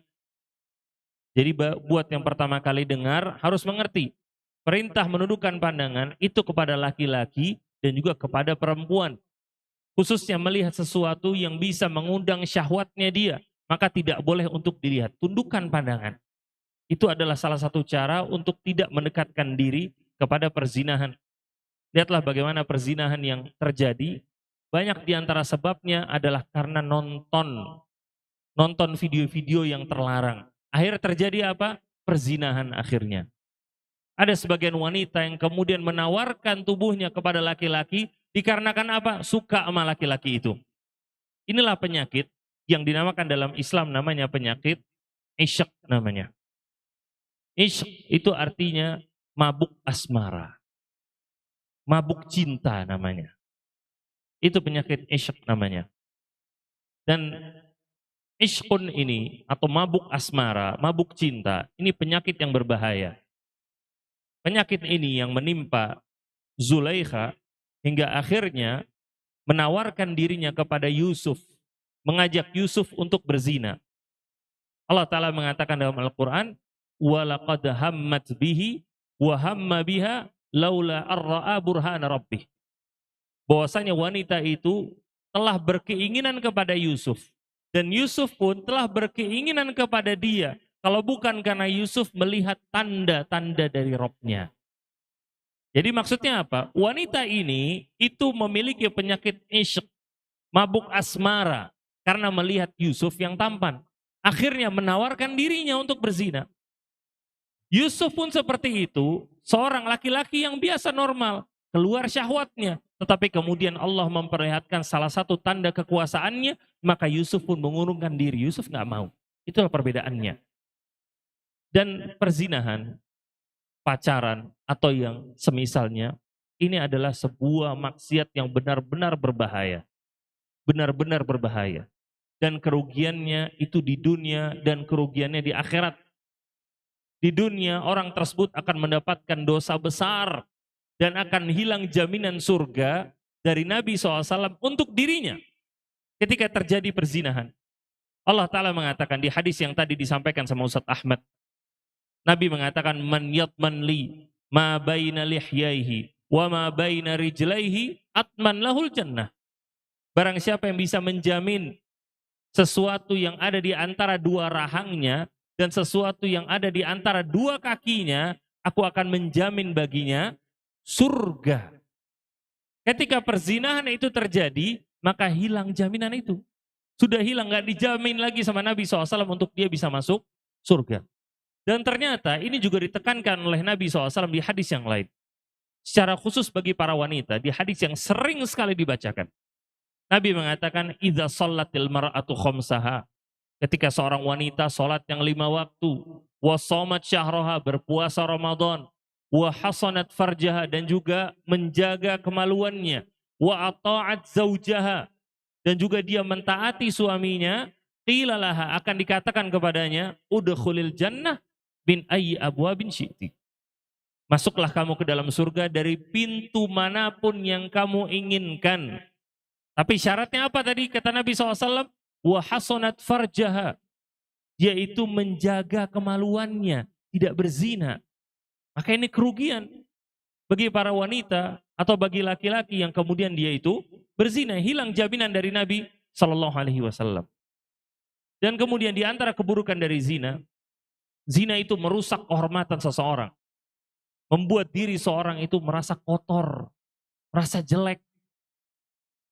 Makanya orang yang berzina, dia merasa dirinya itu gak pantas bertemu dengan orang lain. Bahkan terkadang ngerasa gak pantas untuk datang ke kajian. Malu dia. Kenapa? Itu merusak kehormatan dia. Maka zina dikatakan sama Allah sebagai sebuah fahisyah. Sebuah kemaksiatan yang keji, yang kotor. Gak ada orang yang suka dengan perzinahan. Kemudian, di antara keburukan perzinahan, perzinahan itu membuat depresi. Perzinahan membuat depresi. Lihat bagaimana adanya wanita yang hamil di luar nikah. Apa hasilnya? Depresi, bingung. Sebagian dari mereka kemudian ditinggalkan sama pacarnya, ditinggalkan sama cowoknya. Hasilnya apa? Hasil lebih depresi lagi. Itu hasil. Banyaknya sekarang kasus-kasus depresi dari para wanita adalah karena kasus ditinggal lari sama cowoknya. Itu hasilnya. Bayangkan kalau perzinahan itu pintunya ditutup. Nggak ada kasus-kasus seperti itu. Ada sampai laki-laki, dan ini bukan cuma menimpa perempuan, menimpa juga laki-laki. Diputuskan sama ceweknya, hasilnya apa? Depresi, berat badan turun semuanya. Ada sebagian kemudian nggak mau gaul sama orang lain, gara-gara apa? Putus cinta. Sampai ujung-ujungnya ada yang apa? Bunuh diri gara-gara putus cinta. Ini hasil dari pacaran, ini hasil dari perzinahan. Karena di situ ada sebuah hubungan badan antara laki-laki dan perempuan tanpa ada tanggung jawab sama sekali. Nggak ada ikrar, nggak ada perjanjian untuk tanggung jawab sama sekali, nggak ada. Yang isinya cuma apa? Gombal, ya kan? Laki-lakinya kasih gombalan, perempuannya polos, percaya. Ketika sudah hamil terjadi apa-apa, hilang. Karena nggak ada ikrar sama sekali untuk tanggung jawab. Ini perbedaan dengan pernikahan. Pernikahan adanya akad di situ. Akad dinamakan sama Allah Ta'ala sebagai mitsaqan ghalidha. Sebagai sebuah mitsak, perjanjian yang berat, perjanjian yang kuat. Makanya namanya laki-laki, seorang suami, dia akan bertanggung jawab kepada istrinya, kepada anak-anaknya, entah sesulit apapun kehidupannya. Dia akan keluar, dia bakal bekerja, banting tulang. Demi siapa? Demi istri dan anak-anaknya. Itu namanya tanggung jawab namanya. Adapun pacar, itu nggak ada tanggung jawab sama sekali. Adanya apa? Merusak kehormatan. Adanya cuma gombal namanya. Nah perempuan, khususnya yang belum menikah di sini, itu untuk perhatian tentang masalah ini. Dan jangan polos-polos amat. Di DM sama ikhwan, diajak tahajud, mau. Bohong itu, gombal semuanya. Nah, besok mau nggak kajian bareng-bareng, aku jemput. Nah, jangan percaya yang kayak gitu. Kalau mau, suruh ikhwan itu nikahin. Kalau nggak usah. Ini harus hati-hati seperti ini. Sampai waliyadzubillah, ada seorang perempuan yang diajak berzina oleh laki-laki setelah datang kajian. Setelah datang kajian berzina. Nah ini apa fungsi datang kajian? Ini gombal semuanya. Itu harus hati-hati. Apalagi di zaman media sosial. Itu hati-hati dalam bermedia sosial. Jangan temenan sama laki-laki yang bukan mahram. Gak ada tujuan sama sekali. Jangan. Apalagi kemudian DM-DM-an. Kemudian ketawa-ketiwi. Saling goda satu sama lain. Perzinahan semuanya mulai dari situ. Oh cuma teman ngobrol Ustadz. Oh cuma seru-seruan Ustadz. Oh cuma ngirim-ngirim story-story yang lucu Ustadz. Semua perzinahan memang mulainya sekarang dari situ. Makanya Allah Ta'ala mengatakan apa? Wala taqrabuz zina, jangan dekat-dekat. Dan itu termasuk jalan. Jangan dekat-dekat dengan perzinahan. Jangan dekat-dekat dengan pacaran. Jangan dekati lawan jenis kalau nggak ada urusan sama sekali. Ketika urusan sudah selesai, tinggalkan. Kemudian, di antara keburukan zina, zina itu bisa membuat malu orang tua. Dan ini termasuk dosa besar. Ini dijelaskan oleh para ulama adalah ketika menjelaskan hadis. Nabi SAW mengatakan, la'anallahu rajula yal'anu walidayhi. Bahwasanya Allah itu melaknat seorang anak yang melaknat orang tuanya sendiri. Kemudian para sahabat bertanya, wahai Rasulullah gimana orang bisa melaknat orang tuanya sendiri? Kemudian apa kata Nabi SAW? Anak tersebut melaknat orang tua orang lain. Orang lain tersebut membalas dengan melaknat orang tuanya dia. Membalas. Di sini para ulama menjelaskan, tidak bolehnya seorang anak itu menjadi penyebab dari orang tuanya itu mendapat keburukan. Gak boleh menjadi penyebab. Gak boleh menjadi penyebab orang tuanya tersakiti. Gak boleh menjadi penyebab orang tuanya malu. Ketika terjadi perzinahan, apalagi sampai kemudian hamil di luar nikah, yang malu siapa? Orang tuanya. Itu dosa besar. Maka dia bukan cuma harus bertobat dari dosa zina, dia pun harus bertobat dari dosa durhaka sama orang tua. Karena bikin sakit hati, bikin malu orang tuanya. Kemudian di antara keburukan perzinahan, hukuman perzinahan dalam hukum Islam itu beratnya luar biasa. Ketika perzinahan itu terjadi antara laki-laki dan perempuan yang belum pernah menikah sama sekali, maka hukumannya adalah tamanina jaldah, dicambuk 80 kali ketika belum menikah. Tapi ketika salah satunya sudah menikah atau sudah pernah menikah, maka hukumannya adalah rajam dalam Islam. Dibenamkan tubuhnya, kemudian disisihkan kepalanya, kemudian dilempari batu sampai meninggal. Itu hukuman. Makanya Nabi SAW dalam sebuah hadis, beliau mengatakan, la yahillu damu mri'in muslim illa bi ihda thalath. Tidak halal darah seorang muslim kecuali dikarenakan salah satu dari 3. Di antaranya apa kata Nabi? As-sayyibuz zani. Yaitu karena terjadinya perzinahan. Nah, ini makanya berbahaya. Hukumannya di dunia dan juga di akhirat. Dan al-isyak atau mabuk asmara tadi. Syekhul Islam Ibnu Taimiyah, beliau memberikan penjelasan yang sangat bagus tentang masalah penyakit isyak ini atau mabuk asmara. Beliau mengatakan, al-ishku hal huwa fasadun fil hubbi. Mabuk asmara itu adalah kerusakan dalam percintaan. Wal irada au fasadun fil idrak wal ma'rifah. Kata beliau bahwasanya isyak, mabuk asmara itu adalah ketika seorang berlebih-lebihan dalam mencintai. Hatta yazida 'alal qasdil wajib, sampai kemudian melebihi batas wajar. Melebihi batas wajar kata beliau. Faidha afrata kana madhmuman fasidan mufsidan lil qalbi wal jism. Ketika mabuk asmara ini terjadi, maka itu bisa merusak hatinya dan juga bisa merusak badannya. Waqil innal ishqa huwa fasadun fil idrak, dan dikatakan juga bahwasanya mabuk asmara ini bisa merusak niat seseorang, membuat seorang itu menjadi berimajinasi, menjadi berhayal. Fa innal asyik, orang yang mabuk asmara, akan kemudian dia membayangkan lawan jenisnya tersebut seperti melakukan sesuatu yang padahal tidak dilakukan sama sekali. Jadilah kemudian itu sebagai sebuah penyakit, kata beliau. Walau adrakahu alal wajhi sahih lam yablugh ila haddil isyq. Kalau kecintaannya itu sebatas wajar, itu nggak sampai masuk ke mabuk asmara, kata beliau. Tetapi yang jadi masalah adalah ketika di luar batas wajarnya.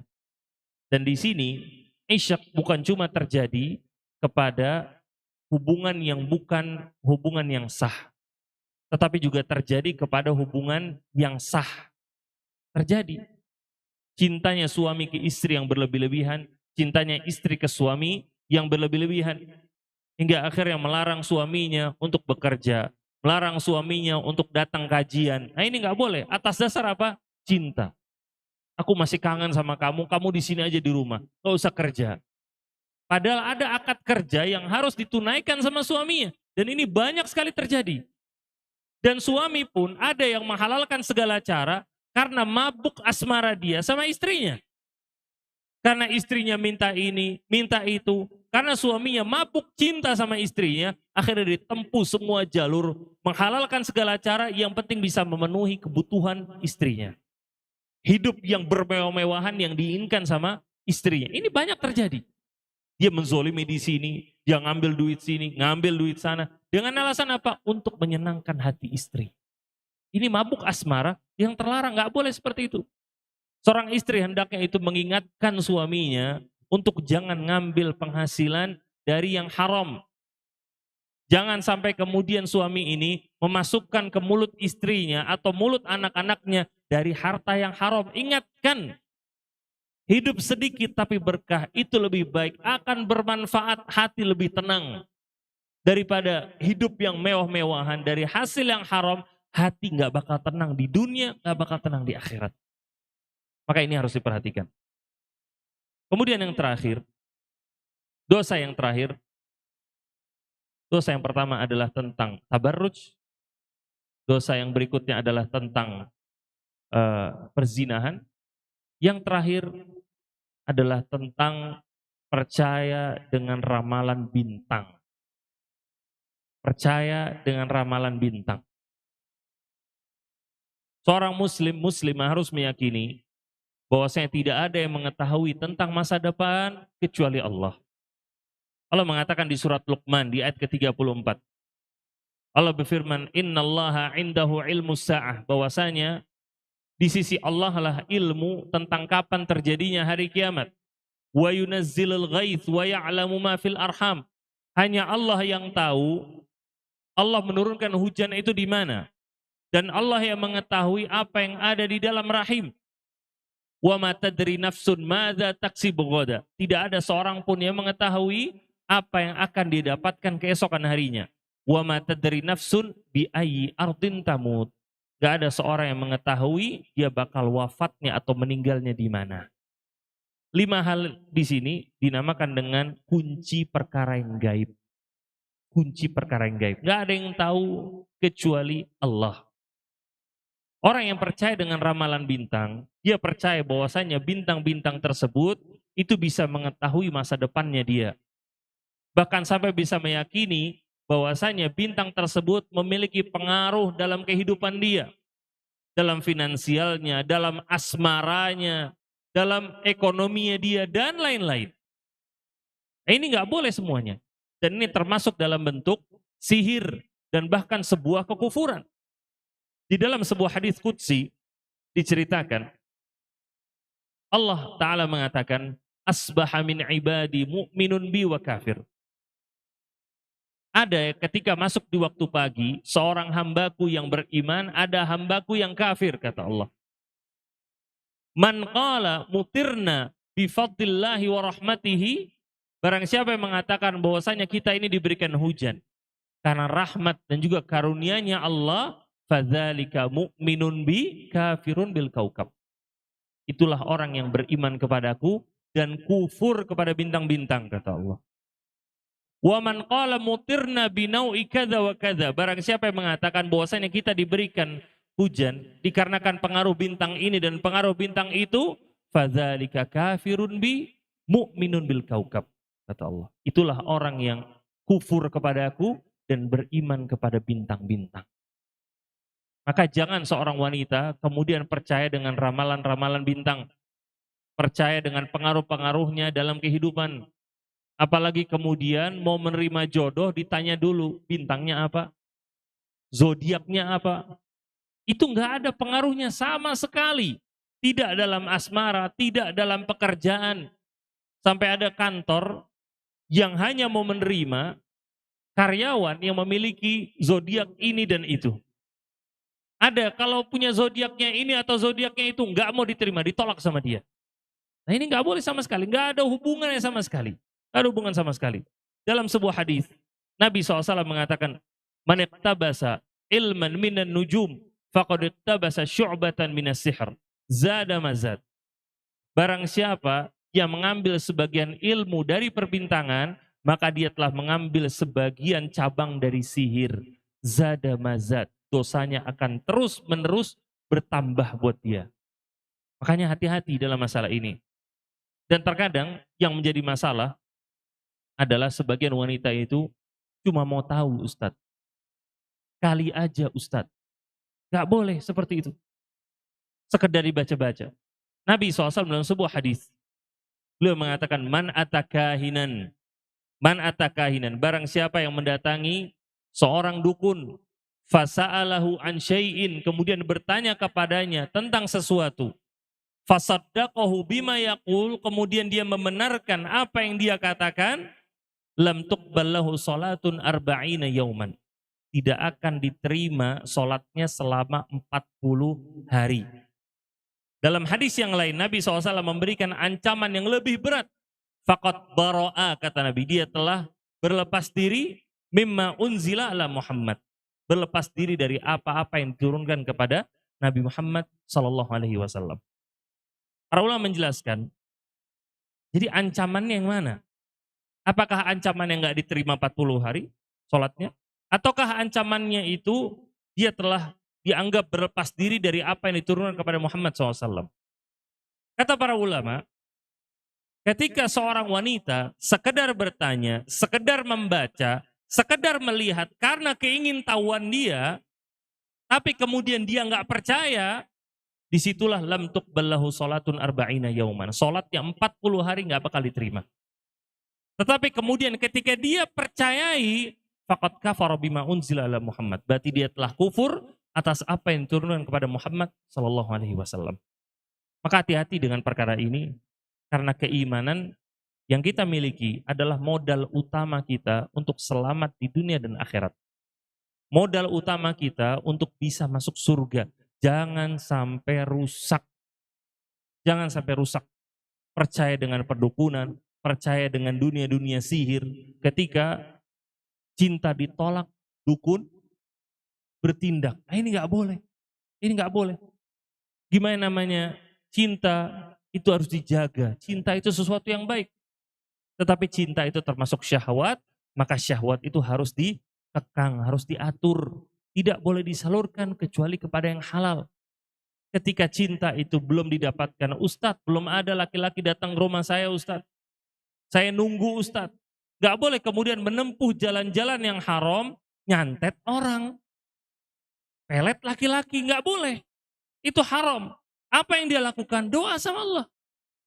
Datangnya jodoh, datangnya laki-laki untuk melamar dia, itu rizki dari Allah. Ingat Allah mengatakan, وَمَنْ يَتَّقِ اللَّهَ يَجْعَلْ لَهُ مِنْ أَمْرِهِ يُسْرًا. Bahwasanya barang siapa yang bertakwa kepada Allah, Allah akan membuat urusan-urusannya menjadi mudah. وَمَنْ يَتَّقِ اللَّهَ يَجْعَلْ لَهُ مَخْرَجًا وَيَرْزُقْهُ مِنْ حَيْثُ لَا يَحْتَسِبْ.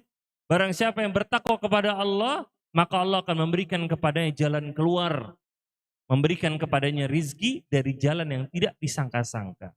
Rizki di sini apa diantaranya? Jodoh. Tapi syaratnya apa? Waman yattaqillah, barang siapa yang bertakwa kepada Allah. Jadi kalau ada laki-laki, kalau mau ada laki-laki yang datang ke rumah untuk melamar, banyak-banyak beribadah, banyak-banyak doa kepada Allah. Jangan kemudian mengambil jalur-jalur yang haram. Nah, rasa cukup sampai di sini. Semoga bermanfaat bagi kita semua. Semoga ilmu ini bisa diamalkan. Semoga ilmu ini bisa membuat diri kita menjadi pribadi yang lebih baik dan pribadi yang diridhoi oleh Allah Ta'ala. Nah, mungkin sebelum kita tutup, kalau ada pertanyaan, Ana persilakan. Tafadhol. Alhamdulillah, jazakumullah khair Ustadz Ega dan Ustadz Ahmad hafizahullah ta'ala atas ilmu yang telah diberikan. Semoga Ustadz Ega dan Ustadz Ahmad selalu dalam rahmat Allah Ta'ala. Dan semoga kami sebagai muslimah bisa memiliki perisai muslimah yang kuat agar dapat terhindar dari dosa-dosa. Amin amin ya rabbal alamin. Insya Allah kami akan buka 2 pertanyaan Ustadz. Ini ada pertanyaan online yang masuk 1 dan kami akan membuka 1 pertanyaan di offline. Izinkan saya membaca pertanyaan yang masuk lewat online Ustadz. Bismillah, izin Ana mau bertanya, afwan jika ini menyinggung asatis dan para penyelenggara, mengapa tablik akbar ini tidak dihijab antara asatis dan jamaahnya? Apa hukumnya? Tafadhol Ustadz.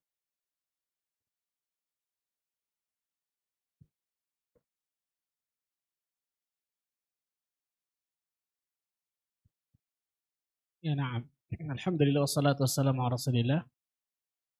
Ini sebagai ilmu ya, Masya Allah. Di dalam Sahih Bukhari dari Abu Sa'id Al-Khudri kalau nggak salah, beberapa orang wanita datang kepada Nabi Shallallahu Alaihi Wasallam mengadukan, ya Rasulullah SAW, para laki-laki suami kami ini telah mengungguli kami dalam masalah ilmu. Maka jadikan kami 1 hari, engkau mengajarkan kami tentang hari tersebut. Lihat bagaimana semangatnya para sahabiat, sahabat wanita ingin dapatkan ilmu juga sebagaimana suaminya. Maka Rasul Shallallahu Alaihi Wasallam memberikan 1 hari tersebut, Rasul mengajar mereka, memotivasi mereka tentang ketaatan dan seterusnya. Al-Imam Ibnu Battal menyebutkan dalam hadis ini, lihat, Pak Rasul Shallallahu Alaihi Wasallam atau para wanita tadi berbicara dengan Nabi, meminta untuk pengajaran agama, berarti ada suatu kebutuhan tentang masalah apa? Agama tersebut. Maka Ibnu Battal menyebutkan dibolehkan bagi seorang laki-laki atau wanita kemudian mendatangi kajian untuk mendapatkan ilmu selama itu terbebas dari fitnah. Selama yang datang itu tetap menjaga syariat-syariat, batasan-batasan syariat Allah tabaraka wa taala. Di antara hadis pula yang saya sebutkan tadi ketika Rasul datang kepada para sahabiat setelah khutbah Id. Tadi ya betul ya, wahai para wanita bersedekahlah kalian karena aku melihat kalian banyak masuk neraka. Itu kan Rasul datang dari depan kemudian ke belakang di hadapan para wanita disebutkan. Makanya Syekh Muqbil bin Hadi Al-Wadi'i, Syekh Abdullah Al-Faqih dan seterusnya mengatakan pada hakikatnya dibolehkan dari dalil-dalil yang disebutkan bagi seorang laki-laki mengajarkan ilmu kepada para wanita dengan syarat yang pertama tadi aman dari apa? Berbagai macam fitnah. Yang kedua menjaga batas-batasan syariat di hadapannya. Perempuannya mungkin apa? Pakai jilbab, bukan mungkin harus pakai jilbab, betul ya. Menutup auratnya dengan benar, kemudian tidak melembutkan suara, menjaga pandangannya dan seterusnya. Tapi memang kata para ulama, banyak ulama yang mengatakan ketika itu dihijab, itu memang lebih, sebagian ulama mengatakan lebih utama, lebih bagus. Dengan syarat terlepas dari berbagai macam fitnah. Kenapa? Karena banyak kita lihat subhanallah jamaah yang hadir ini belum kuat, maksudnya belum siap untuk menerima itu, kaget mereka. Ini kenapa nih? Ustaz tuh begini, seterusnya. Nah, daripada kemudian apa? Darul mafasid muqaddamun ala jalbil masalih. Menolak kerusakan kemafsadatan itu lebih didahulukan daripada mengambil maslahat. Ketika memang sudah bisa, itu sangat bagus ketika memang di hijab dan itu sebagian ulama menyebutkan lebih utama. Tapi bukan berarti haram secara mutlak Menurut sebagian ulama tentang masalah hal ini sebagai ilmu, sebagai maklumat. Oke, Ustaz Ega mau menambahkan?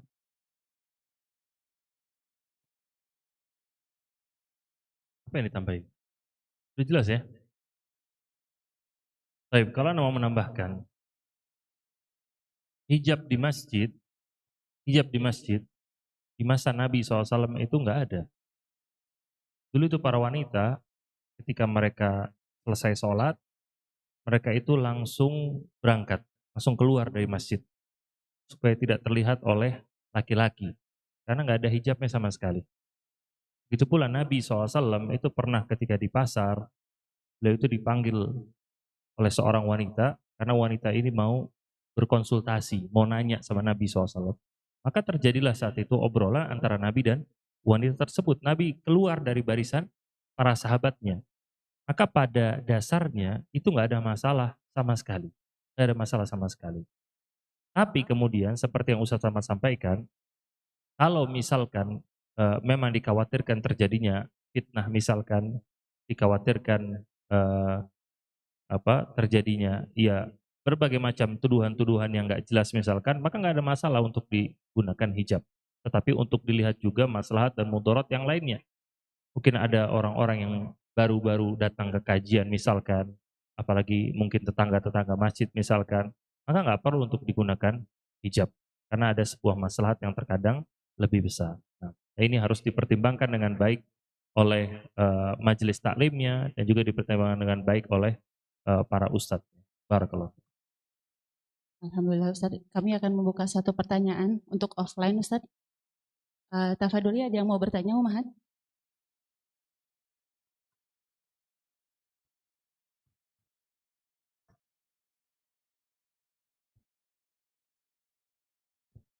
Assalamualaikum. Ustadz Afan izin bertanya. Ana punya orang tua yang udah sepuh. Beliau itu punya gimana ya kayak galau gitu, was-was mungkin ya penyakit was-was. Dan beliau itu selalu meminta air doa gitu ke anak. Ana udah jelasin gitu, anak nggak bisa atau gimana gitu. Tapi udah menghirat juga tetap Ustadz selalu minta air doa. Ana takutkan beliau itu jadi ngerasa percaya gitu kalau Ana bisa gitu. Gimana ya Ustadz sikap Ana untuk menghadapi orang tua seperti beliau? Syukran Ustadz. Jazakumullahu khair. Assalamualaikum warahmatullahi wabarakatuh. Assalamualaikum warahmatullahi wabarakatuh. Ya, salah satu cara untuk meruqyah adalah membacakan ayat-ayat suci Al-Quran ke air putih untuk diminumkan atau dioleskan. Ini juga pernah dilakukan oleh Nabi SAW dan ini pun pernah dilakukan atau ini pun disebutkan oleh Ibnu Qayyim rahimahullahu taala.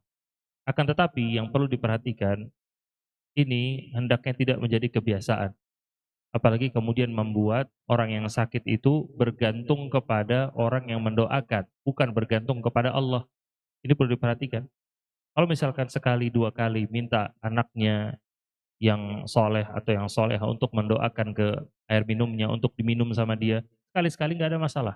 Tetapi ketika terus-terusan sekali lagi dikhawatirkan nanti dia bergantungnya kepada orang yang mendoakan, bukan bergantung kepada Allah. Maka kalau seperti itu caranya, ini bukan ruqyah yang syar'iyah lagi. Ruqyah yang syar'iyah itu diantara syaratnya adalah ketika orang yang meruqyah dan juga yang diruqyah itu dua-duanya bergantungnya sama Allah. Tawakalnya sama Allah, kesembuhan datangnya dari Allah Ta'ala. Jadi Anda sarankan kepada ukhti di sini, kalau dilakukan sekali-sekali nggak ada masalah. Tapi kalau terlalu sering, Anda sampaikan untuk dihentikan aja dan lanjutkan kepada pengobatan-pengobatan yang lain.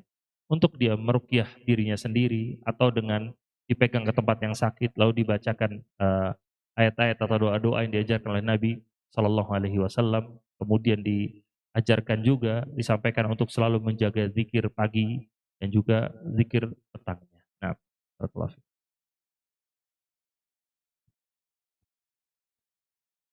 Alhamdulillah, karena waktu kita sudah mepet mau terbatas Ustadz, dan mau mendekati sholat zuhur dan para eh, panitia lain akan bersiap-siap.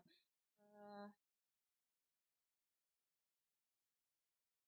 Kita akhiri kita kajian hari ini. Jazakumullah khair kepada Ustadz Ega dan Ustadz Ahmad Hafizahullah Ta'ala atas ilmu yang telah diberikan.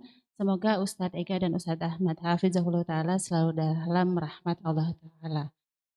Amin amin ya rabbal alamin.